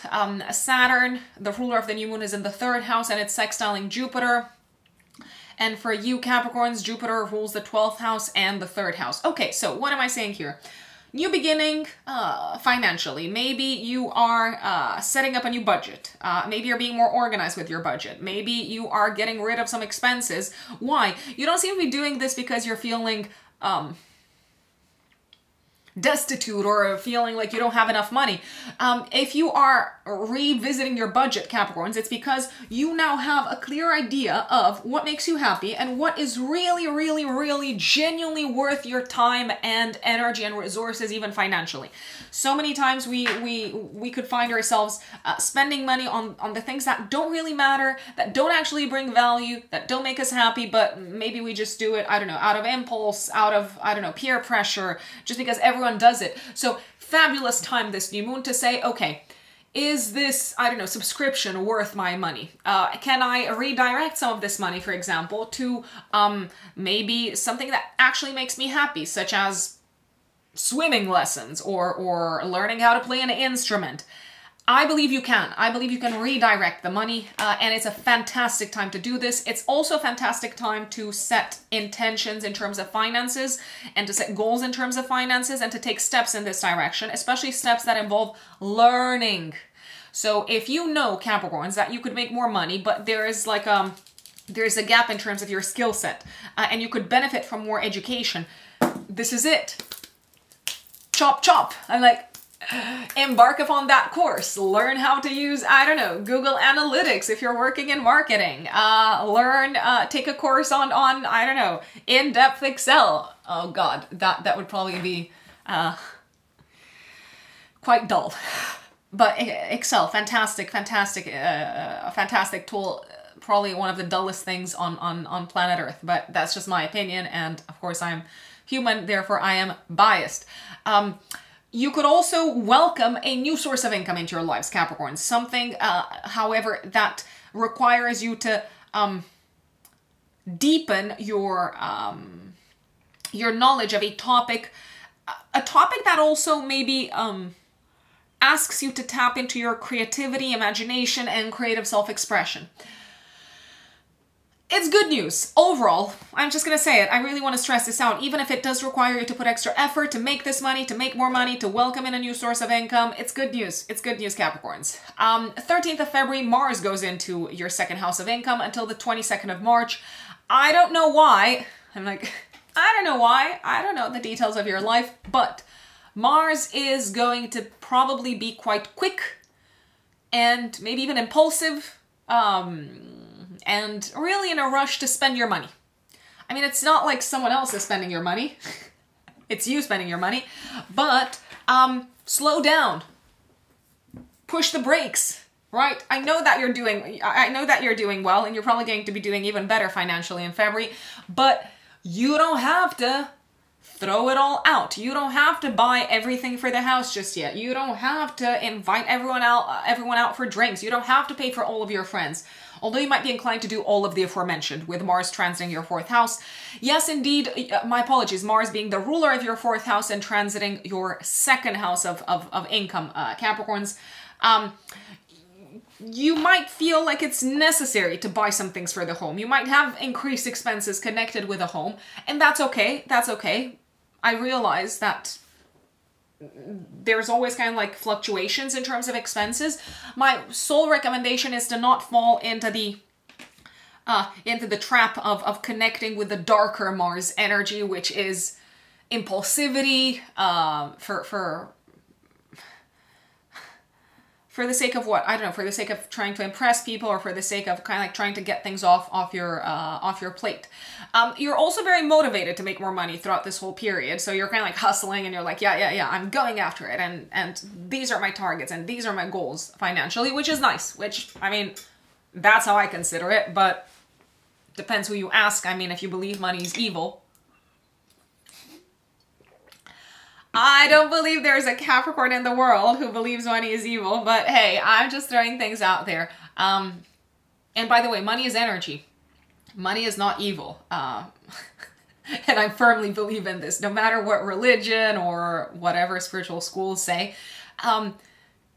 What we do with anything determines whether that is good or bad. Is a kitchen knife good or bad? Is it evil or is it beneficial? I mean, if you cut bread with it, it's beneficial. If a kitchen knife is used to stab someone, it is evil, but it is not the kitchen knife. That's just that's just the way that I also think about money. 14th of February, Mars conjuncts Pluto in your second house. Some sort of like hidden expense connected with the home coming to your attention.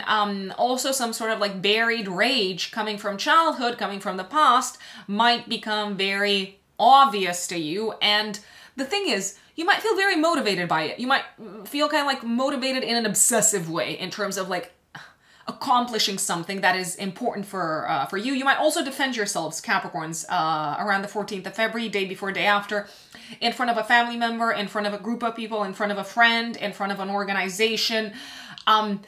You are making a fantastic case if you are defending yourselves. Softer words, however, may weigh a lot heavier and might be even more persuasive than kind of like throwing a very intense punch. Careful. I've advised everyone to be careful around the 14th of February, day before, day after, when it comes to putting themselves into potentially dangerous situations.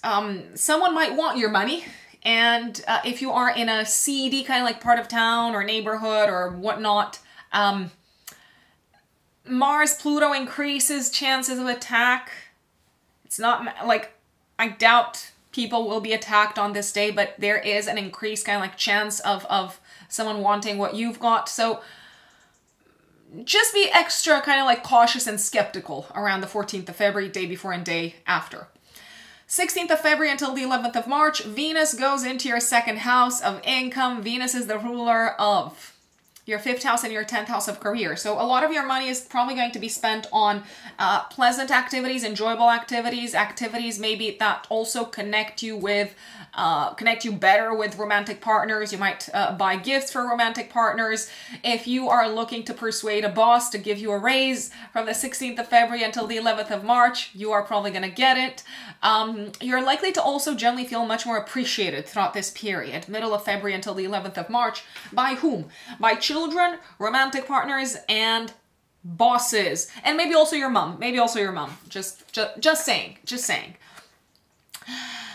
17th of February, Venus conjuncts Pluto in your second house. I feel like you might buy something, or you might, 17th of February, day before, day after, you might feel attracted to purchasing something, but maybe at the same time you're like, oh, I gotta keep this to myself because it could be misunderstood, or you're kind of like stepping into the taboo space of, I don't know, maybe buying like a sex toy or something. I'm just throwing it out there. I mean, it would not be past Venus Pluto to do this.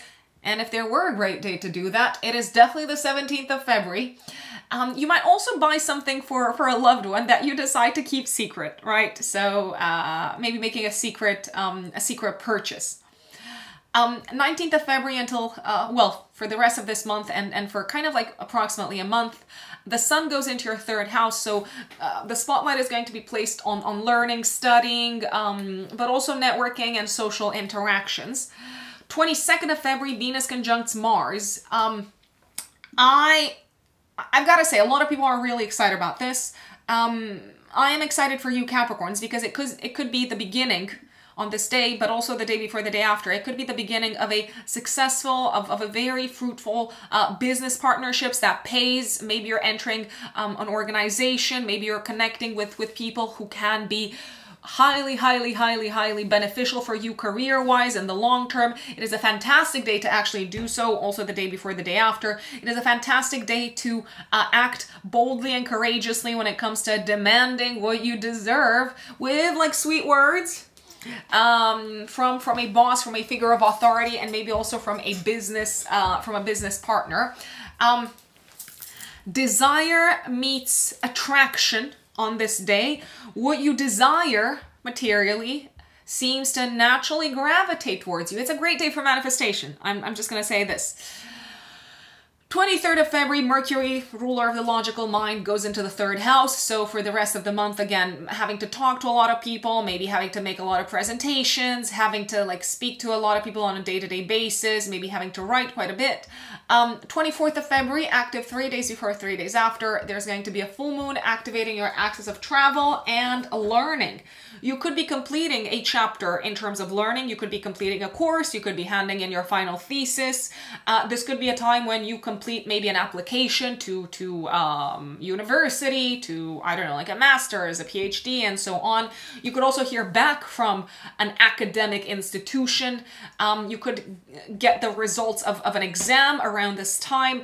I feel like it's a mixed bag because on the one hand, you might be passing the exam, which is highly likely, but it also feels like maybe you did not get enough, or maybe like a high enough score or like a high enough kind of like grade to satisfy you. But let me ask you this. I mean, if this is just kind of like a means to an end, if this is just like a way for you to like advance your education and move forward with your goals, what does it matter what sort of like score you've gotten? So make a judgment call whether it's worth you retaking the exam or whether it's worth saying, listen, I've passed. That's it. For those of you who have kids, some sort of results connected with your children's education might come to your attention. They might be completing a chapter from an educational perspective, but you could also decide maybe to kind of like shift gears and take them to a different school around this time. If you are traveling, it's probably for it's possible that you could be traveling or making plans to travel, but it's probably for work purposes. It is probably going to pay off. However, I would get very granular in terms of the schedule, the diary, and also in terms of making sure that every single moment as much as possible of your trip is utilized productively. Last but not least, this could be the end of a trial or of a legal chapter in your lives, Capricorns. A mixed bag. You're getting a result, it's coming to an end, but maybe you're not getting as much out of it as you hoped you would get. Financially, I'm thinking that doesn't mean that you're not winning. There's all sorts of ways to win.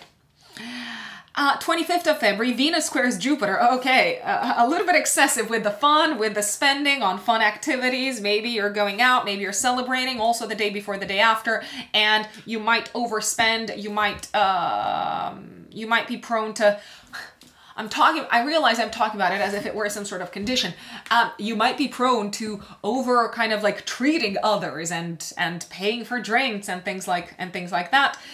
You might also feel inclined to buy a very expensive gift around this time. I mean, why not? It's your money. However, is it worth it? Is it really going to be appreciated? Is it really aligned with what the other person who you're gifting this to values? I don't know. If the answer is yes, fabulous. If you're having doubts, then maybe you don't need to, like, burn a hole in your pocket just to try to please this person. 27th of February, you might be very kind of like passionate about maybe spending time with someone who you're attracted to. You're also very passionate about something that you're involved in from a creative perspective. Very, very unlikely. You might also try to convince someone else of your views, but it might come across as you being domineering and aggressive. So just tone it down, Capricorns. You could get into a little bit of a fight with, especially if you've got children, with a child, maybe because you realize that you're not fully aligned with each other in terms of life philosophy and worldviews. I mean, let's face it, if you've got kids and you're expecting kids to believe in the same things that you believe in and to have the same life philosophy that you have, I mean, that's just wishful thinking, isn't it? Because that's the point. I mean... children challenge us. Children challenge our worldviews. We're meant to grow and to expand in terms of life, in terms of beliefs and how we find meaning in life through children. So yeah, just saying. Last but not least, 28th of February, also maybe active the day after. You might become very aware of how long it's going to take you to complete something that you're writing or something that you need to be learning. And it's probably going to take a while. That doesn't mean that you won't be successful, but yeah, just kind of like take your time and be prepared for this to be a long haul thing, Capricorns. My dear Aquarius, Aquarius suns and Aquarius risings. What is going on? What does February 2024 have in store for you? Well, let's put it this way. This month, Aquarians, Pluto, which has entered Aquarius in January, it's going to stay there for the next 2 decades. Pluto, by the way, is the planet of death and rebirth, of transformation, of destruction and rebuilding. Pluto tears things down until it gets to the very kind of like core and essence of something. Pluto is very concerned with power. It is concerned also with power dynamics. It is concerned with riches because power comes hand in hand with riches. Riches bring power, power brings riches, and so on. So Pluto has entered Aquarius in January, and in February it's going to be activated, so to speak, by a lot of other planetary players. It's going to be activated by Mercury. It's going to be activated by Mars. It's going to be activated, I apologize, by Venus. We're also going to have the Sun transiting Aquarius for a big part of this month. We're going to have a new moon in Aquarius. February is a month in which you're going to get a big, like a massive preview of the areas of your life that will probably undergo significant changes, significant transformations. And when I say transformations, I don't mean like something kind of like small, like a tweaking, like an editing of your lives. Aquarians, I mean rebirths. I mean regeneration. I mean profound transformations. I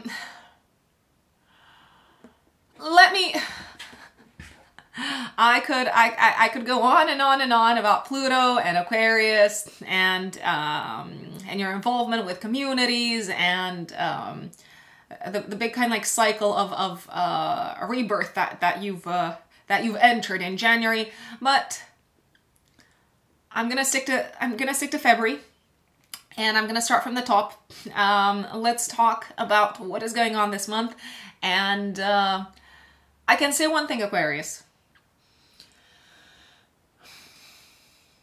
Your lives are about to change. Your life is about to change. You are about to change. As within, so without. As above, so below. It's one of the basic kind of like tenets of astrology and Hermeticism. As you change, Aquarius, your life will change. As your life changes, you will change. So it's kind of like a two-way street. Nothing happens in a vacuum. 5th of February, active also the day before and the day after. Mercury goes into your first house of identity, and it will conjunct Pluto. So you might have some important kind of like aha moments at a mental level about some very deep, profound aspects of who you are, of who you want to be, of what drives you and motivates you at a mental level. Also what makes you happy, what you enjoy, what you're passionate about. You could also be very kind of like obsessively thinking about something that you're very, very much into, that you're passionate about. It could be a hobby, it could be a game. It could also be someone that you are very, very much into, Aquarians. And when I say someone, I mean someone in the romantic sense. So you could be thinking very kind of like deeply and intensely and profoundly at one of these things. Mercury Pluto supports intense, profound, investigative processes. It supports research. You might uncover some sort of like hidden information as you do so. You might also be totally consumed with a topic.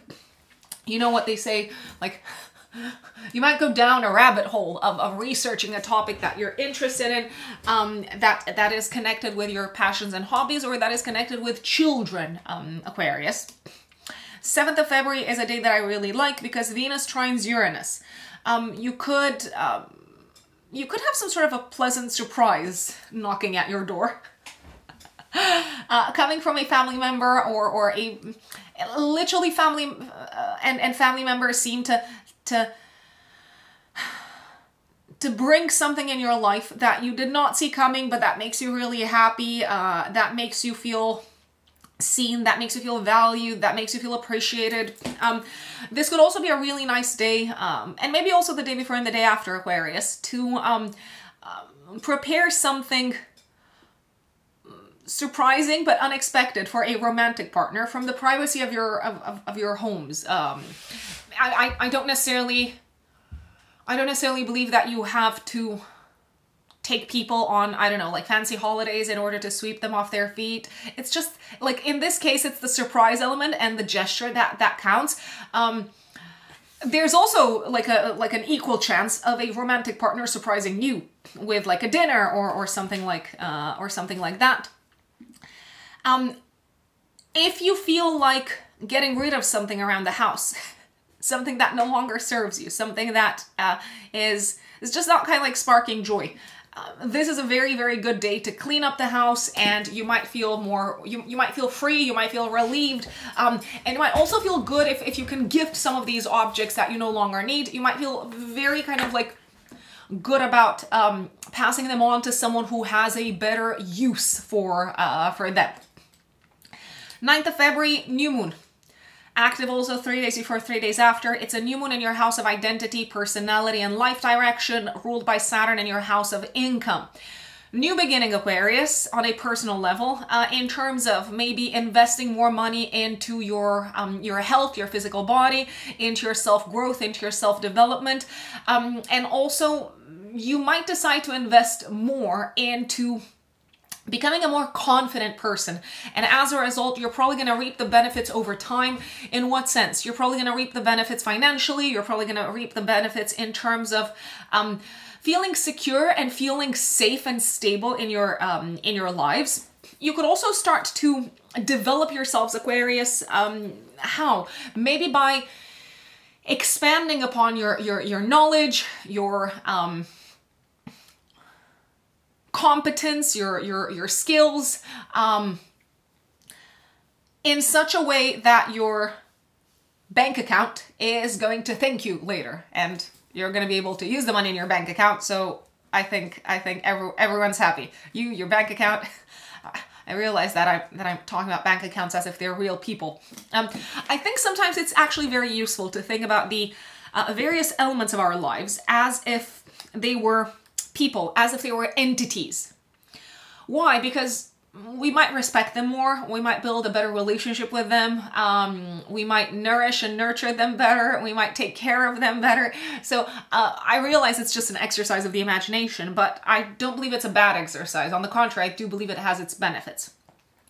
This could also be the time when you set a new personal goal for yourselves, Aquarius, when it comes to money, finances, and maybe building a kind of like a sense of security and stability financially that allows you to either purchase a bigger home or support your family in terms of their increasing and expanding needs.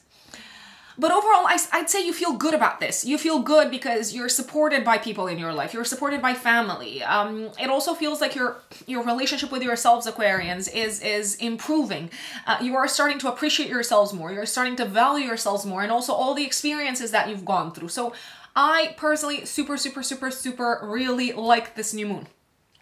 Now, when Mars goes into Aquarius, this is a different story.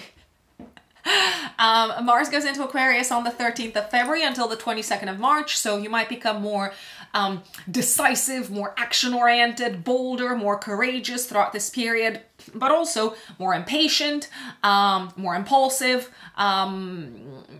assertive, but potentially with a side of possible aggression, maybe domineering, maybe a little bit selfish. So careful with the darker side of Mars. Maybe a bit more argumentative. Careful when? Careful especially around the 14th of February, also the day before and the day after, because if you do take the lead and if you try to impose your will upon someone, especially in a professional environment, it could be the beginning of a very powerful, intense fight. I don't want to call it war, but it can be a full-blown war with someone in a position of authority. This is also a time when you might really push yourself from a physical perspective, Aquarius, and my recommendation would be to slow down and to remember that progress is seen and made in time. We cannot avoid Saturn, Father Time. I mean, we would like, I know in the manifestation world, in the manifestation space, in the New Age space, we like to think that things just kind of like can circumvent the laws of the 3D reality. Guess what? Saturn, Father Time, has got news for us. Nah. Progress takes time. So if you're feeling very focused around the 14th of February, around making some changes on a physical level, I'm thinking of like building strength, building muscle. By the way, the entire period from the 13th of February until the 22nd of March, I do recommend working out because you do seem to have an excess of physical energy, but I would recommend being careful not to overdo it and not to experience some sort of like pain, accident, incident, like stretch a muscle or something like that, especially on the 14th of February and the day before and the day after, as well as on the 27th of February and the day before and the day after. Going back to the conflict side of things, 14th of February, if you do get into a conflict that you feel kind of like very strongly about in a professional environment, this could also be your cue. This could be the sign that you are waiting for to say, you know what? I'm just gonna go and do my own thing. I'm the captain of my, what's the saying? It's a poem, I think. I'm the master of my fate. I'm the captain of my soul. And maybe you're going to kind of like keep some of that determination to yourselves, Aquarians. You might act quite stealthily because Pluto does act under the guise of well, Hades. If we think about Hades, Hades is the lord of the underworld world. When he went out into the world, the story says that he would wear his cloak of invisibility. So you might act in a very Hades-like manner, Aquarians, under the guise of like this cloak of invisibility, and act stealthily and behind the scenes, but in a very kind of like focused and sharp manner in terms of achieving your goals and what you want and what fulfills you professionally. 16th of February, Venus goes into Aquarius until the 11th of March. Beautiful, beautiful time to improve, oh, I have to find a better word, to work on your appearance from your aesthetic, from an aesthetic perspective. It doesn't necessarily mean improve your appearance. Venus is about beautifying, it's about style, it's about aesthetics, it's about tastes, and sometimes tastes change.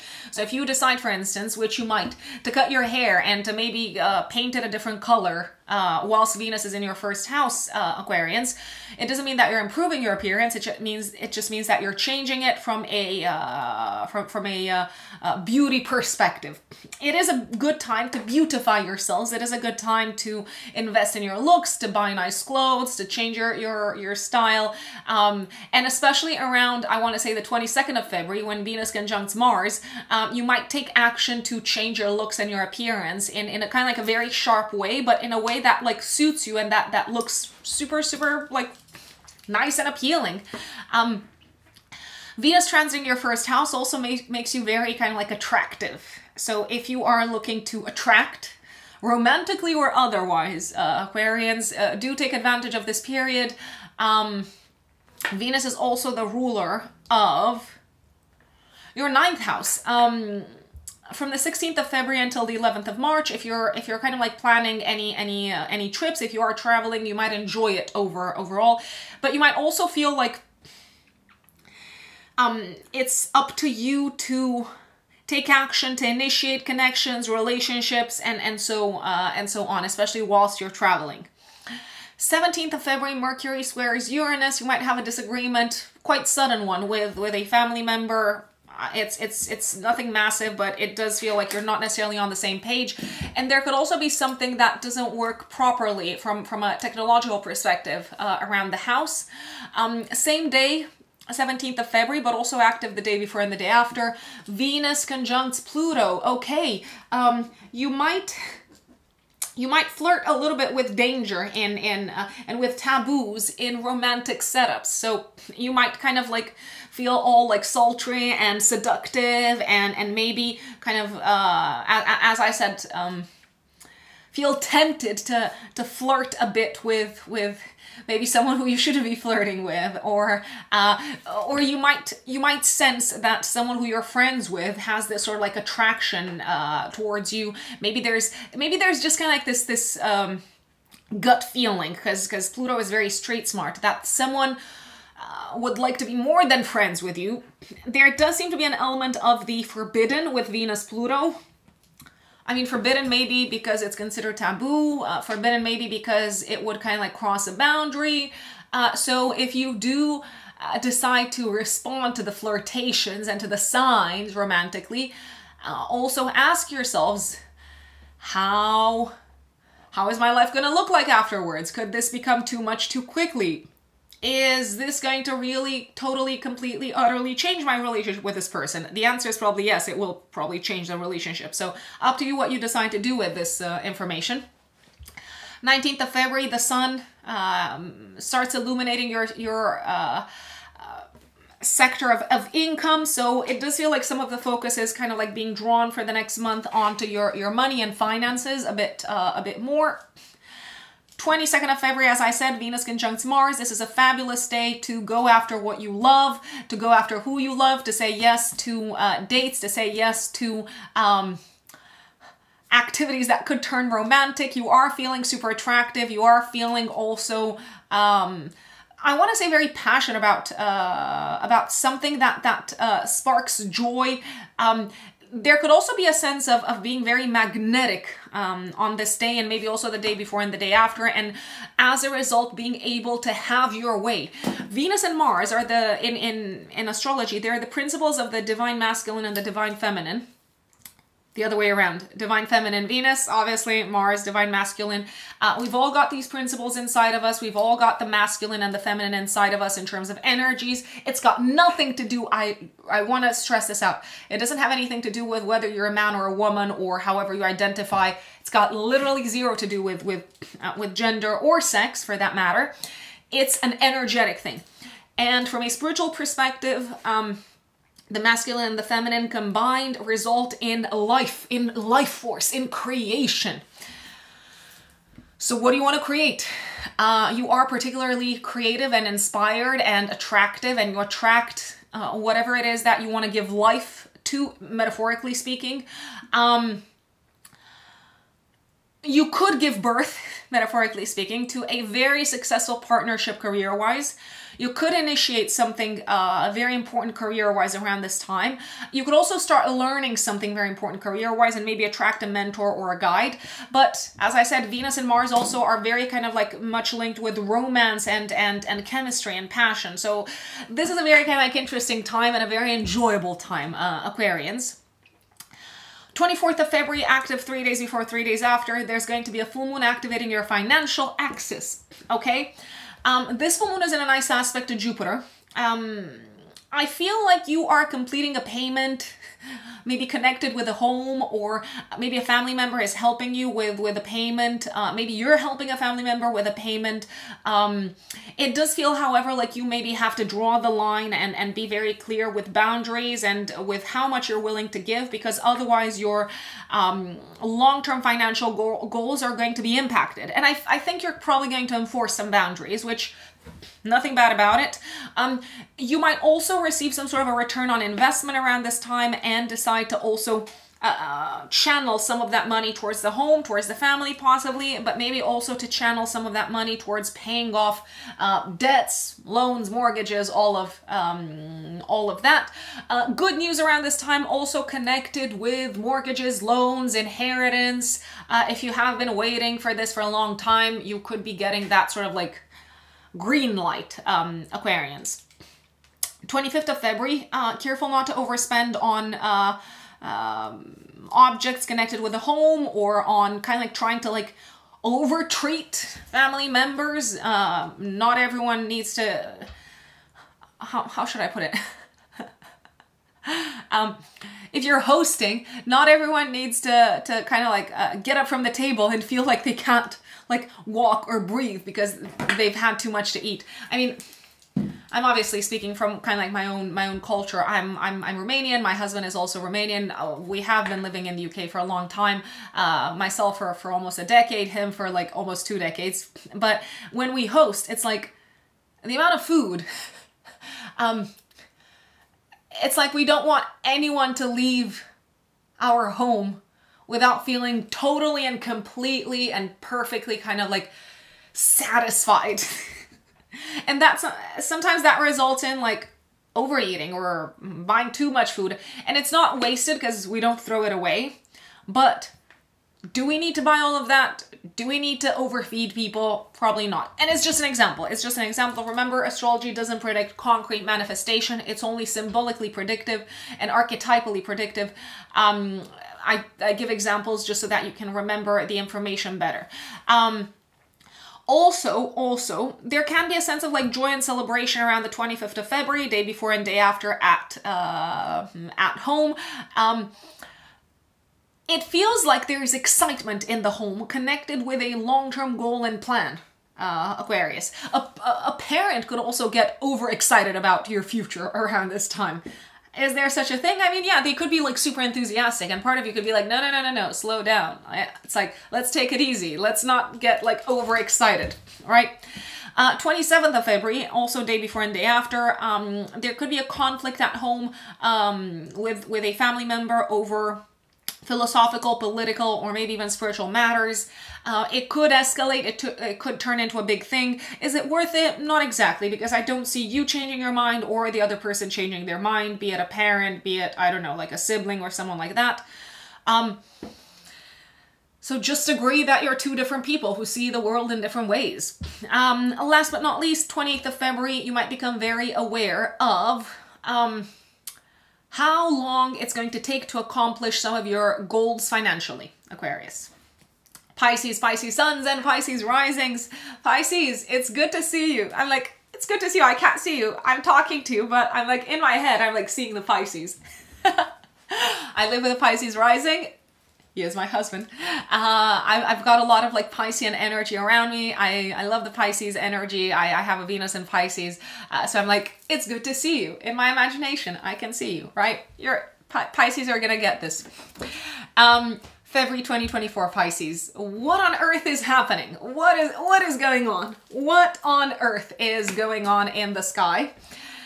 Well, a lot going on behind the scenes, Pisces, if you ask me, for you in particular, especially until kind of like the 19th of February when the sun goes into your first house, and maybe you start feeling for the next month revitalized, re-energized. You will probably feel like this. So the sun kind of like warms us up. So from the 19th of February for the next month, you might feel like you've got more life force. You might feel maybe like you're more in the center of attention. You might feel more kind of like exposed, more in the spotlight, more in the limelight. But you might also feel more confident. The sun generally brings confidence, especially when it comes to matters connected with your work and with your health, just because the sun rules your 6th house.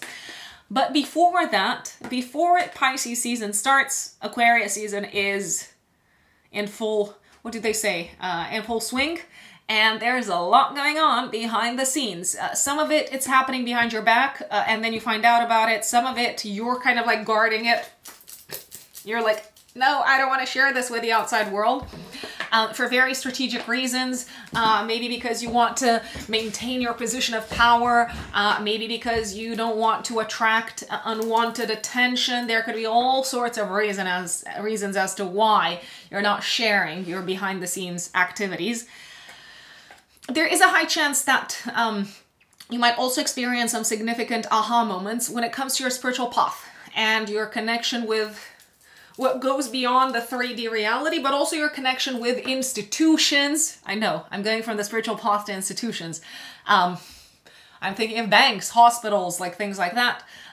There's going to be quite a bit going on in those sectors. So without further ado, let's start from the top. 5th of February, active also the day before, the day after. Mercury, the ruler of your house of relationships, goes into the 12th house and conjuncts Pluto. So you might become aware of some sort of like hidden, buried information connected with your partner, but maybe also connected with a parent. You might also feel really kind of like focused mentally, maybe even a little bit obsessed on digging deep behind the scenes into some sort of matter connected with a partner or with a family member, but maybe also doing some sort of like deep research on your adversaries, your opponents. I don't want to say your enemies because that's too dramatic.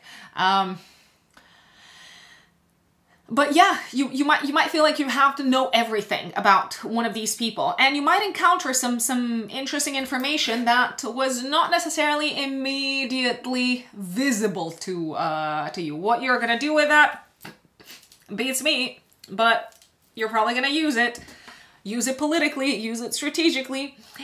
7th of February, Venus trines Uranus, a really nice time, 7th of February, and maybe the day before and the day after, to meet with friends, to connect with friends, to reach out spontaneously to friends, to say yes to a spontaneous invitation from friends, possibly, but also to either surprise your partner or to maybe say yes to an unexpected kind of like surprise invitation from a romantic partner to some sort of like social event, maybe like a concert, or maybe just to kind of like to go out and to experience some sort of group type of activity together. Maybe it's a meeting, maybe it's a conference, maybe it's a concert, whatever it is. You're probably gonna have a good time. You might also bump into people unexpectedly that you enjoy reconnecting with, and generally it's a fun time, so take advantage of it.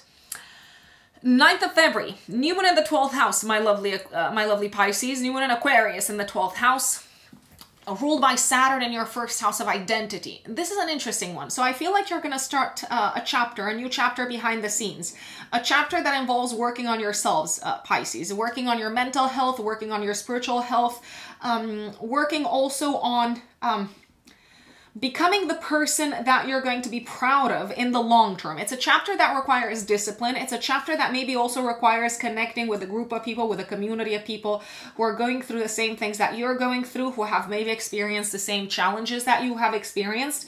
And it really feels like you are being very welcome in this community if you do decide to join a community. It feels like it's a supportive community. If you decide, you know what, I'm just going to keep this to myself for now, you might start doing a lot of reading, a lot of digging into understanding the ways in which you use this self-sabotage, in understanding maybe aspects of addiction that exist in your life, but also maybe in understanding the parts of your psyche that you weren't so consciously aware of, that were kind of like more in the shadow for you.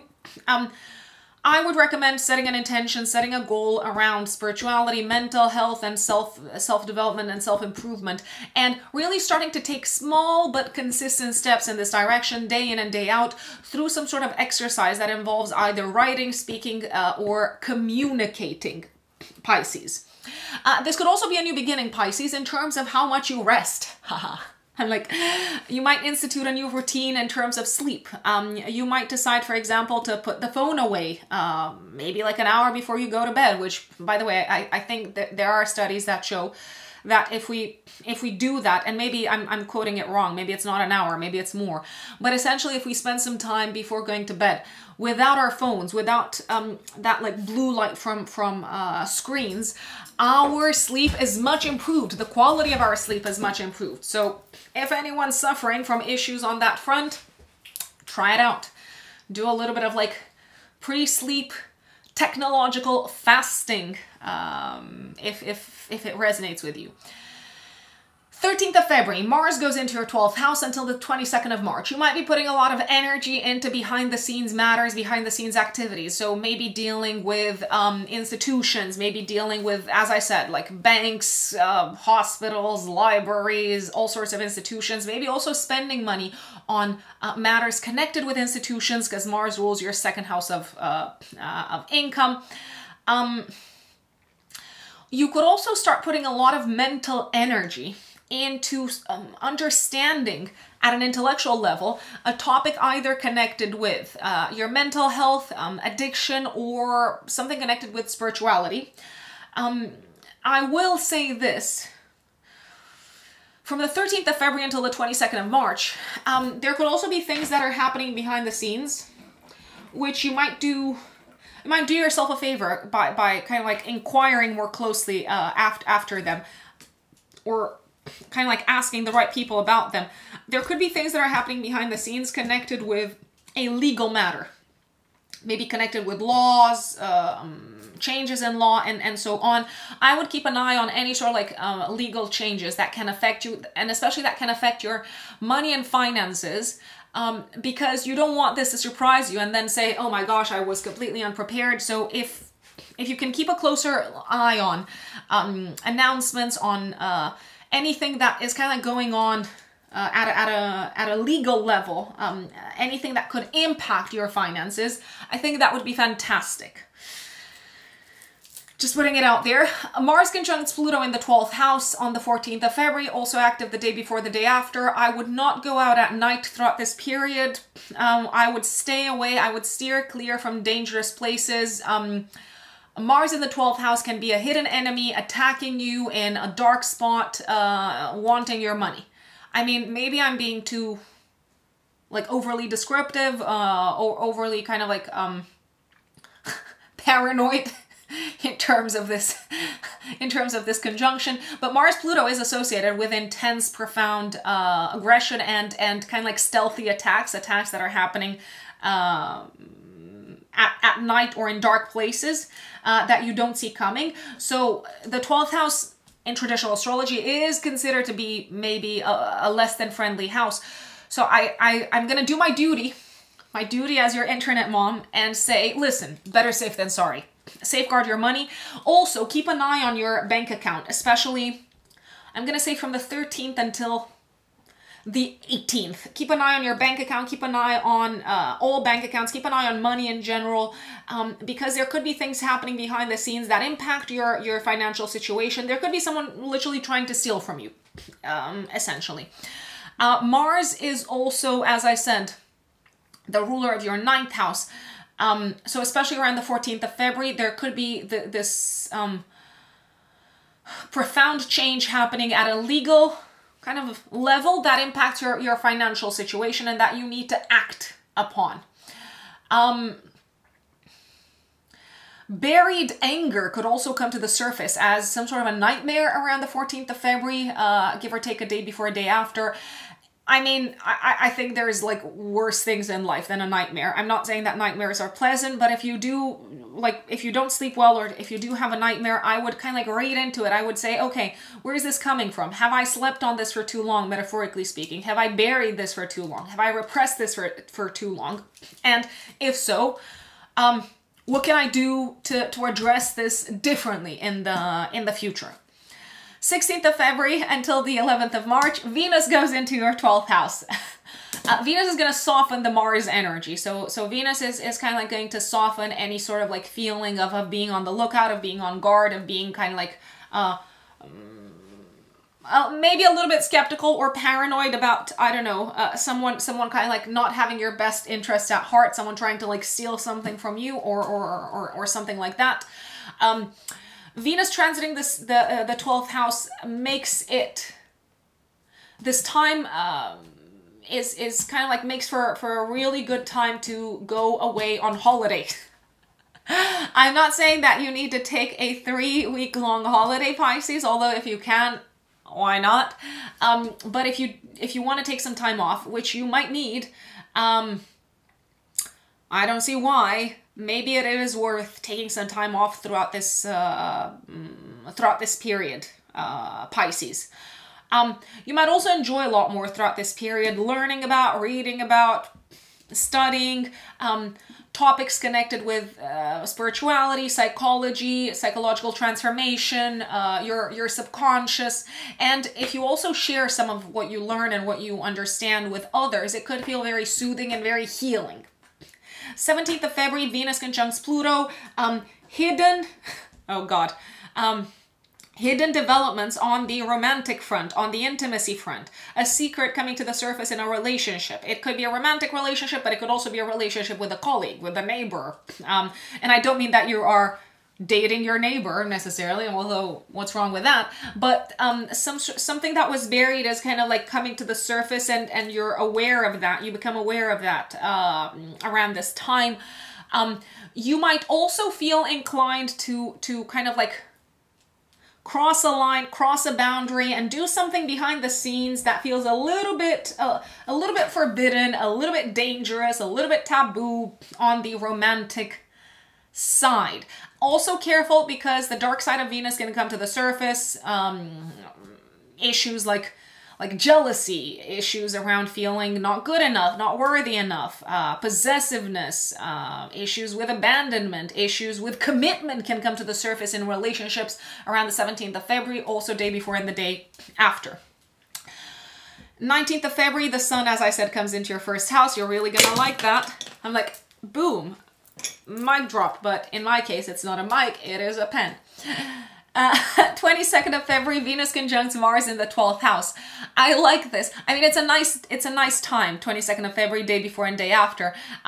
It's a nice time for what? For passionate kind of like liaisons of a romantic nature behind the scenes. You could also be having like a secret crush on someone, or someone could be having a secret crush on you, and they could be sending these sort of like stealthy kind of like signals. It's a good time to get away from the world with a romantic partner and just enjoy like a very hot I don't know, like break. When I say hot, I'm not necessarily referring to the weather. Wink, wink. Oh my God, I am so cringy.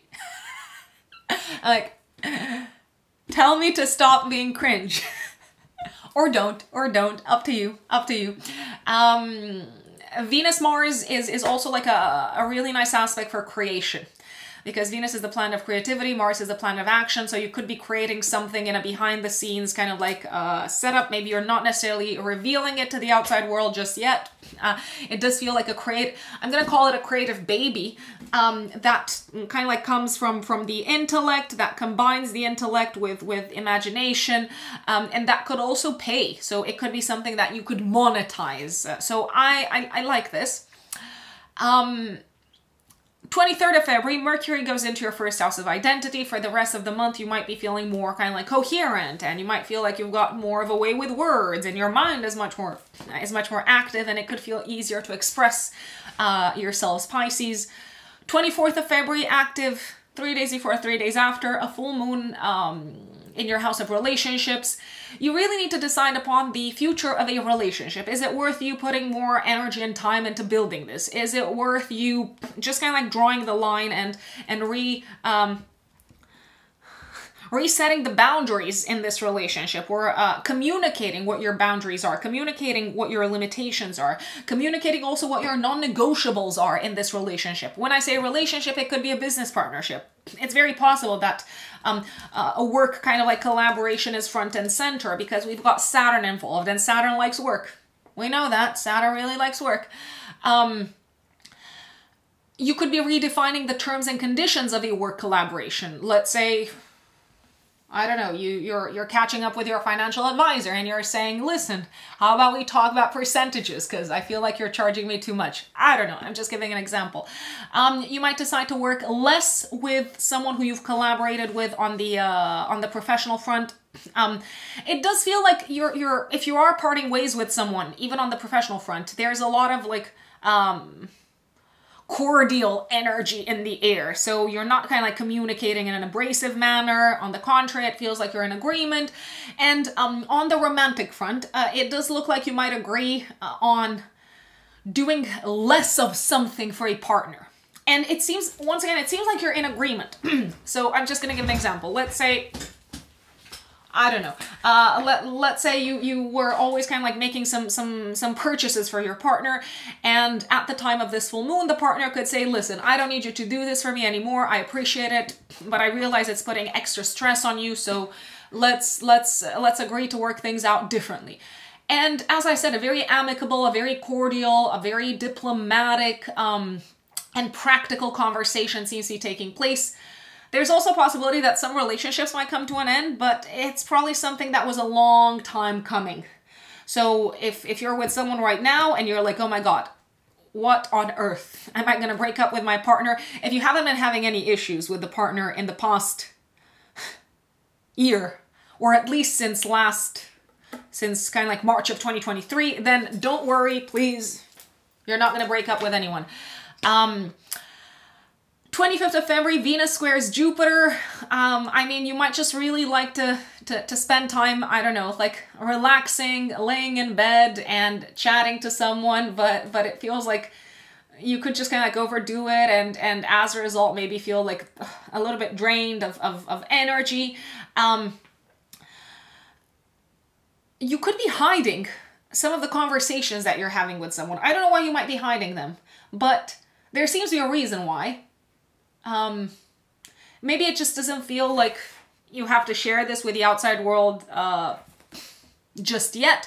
Maybe there is kind of like a small potential of some people being like shocked or feeling like taken aback about you revealing that you're talking to this person. You could also maybe overspend and just kind of like allocate too much of your resources time-wise to something that is meant to be relaxing, but up to a point, right? Just saying. Also careful not to fall prey to old demons in the addiction space, because there is a high chance for something like this to happen. I'm gonna say from the 24th of February until the 28th I will put it out there. And maybe you're like, oh, I'm just having a good time. And then you're like back to, I don't know, smoking 20 cigarettes a day. This is an extreme example. I'm not saying that it's going to play out in this way, but you get what I'm trying to say. 20th of February, Sun, Mercury, Saturn conjunction in your first house. It becomes very clear to you. You have kind of like visibility and clarity, including mental, of what sort of like self-development areas you need to put effort into for the long term. I'm going to say until the beginning of 2026. A moment of acknowledging how much discipline you're going to need, how much time it's going to take, and really probably making a commitment in this direction in terms of your self-development. 27th of February, I realized that I did a bit of a switch. 27th of February, careful who you get into a fight with, especially on the road. There could be an accident on the road, not yours, but there could be an accident kind of like causing you to maybe miss an appointment or get late to one of your meetings. It's not worth getting into a fight over. Don't be overly optimistic about how long it's going to take to get this appointment, to this appointment. So I would err on the side of caution, because if you're overly optimistic, then you might be sorely disappointed. And also there is a potential of fights with siblings and also with neighbors. 27th of February, give or take a day before the day after. I don't know, if it's not costing you money, I'm like, does this impact your finances? Yes or no? And if it's not costing you money, then is it worth fighting over like a point of principle? Maybe not, because I don't see you changing the mind of this person. I mean, be the bigger person, be the greater person, right? Show more composure, show more tolerance, be the more forgiving one. Not because it's the easy thing to do, but on the contrary, because it's the hard thing to do, I'd say. And that is February 2024 for Pisces. Folks, remember that if you want to work with me, you can find me on my website, which is writteninthestars-astrology.com. That is writteninthestars-astrology.com. At the time when I'm filming this, I mean, by the time I release this video, let's put it this way, I will be taking clients, I will be taking bookings for personal readings for March. Beginning of March. Generally, the waiting time for a session, for a personal consultation with me is between a month to a month and a half, sometimes maybe a little bit more. You can also find me on Instagram. My Instagram handle is @ruxunbelievable. If this is helpful, if this content is useful, share it, like it, subscribe, and also there is a button underneath the video, which is the thanks button, through which you can leave a donation. Once again, if you do find the content on my channel useful. So remember, my website, writteninthestars-astrology.com, straight to the services section if you want to work with me. Instagram @ruxunbelievable, and folks, I wish you good luck. I'm like, I wish you good luck in February. May the odds forever be in our favor. Real talk right now. Big changes at a collective level. I know it's a cliche, Pluto in Aquarius. We're already seeing mass kind of like strikes. We're already seeing mass demonstrations. There's probably going to be a lot more of that. Yeah, let's see what happens at a macro level, because that's also going to impact all of our lives at a micro level, at an individual level. And I would super appreciate if you would also let us know in the comments how February unfolds for you. Thank you. I will see you next time. Bye.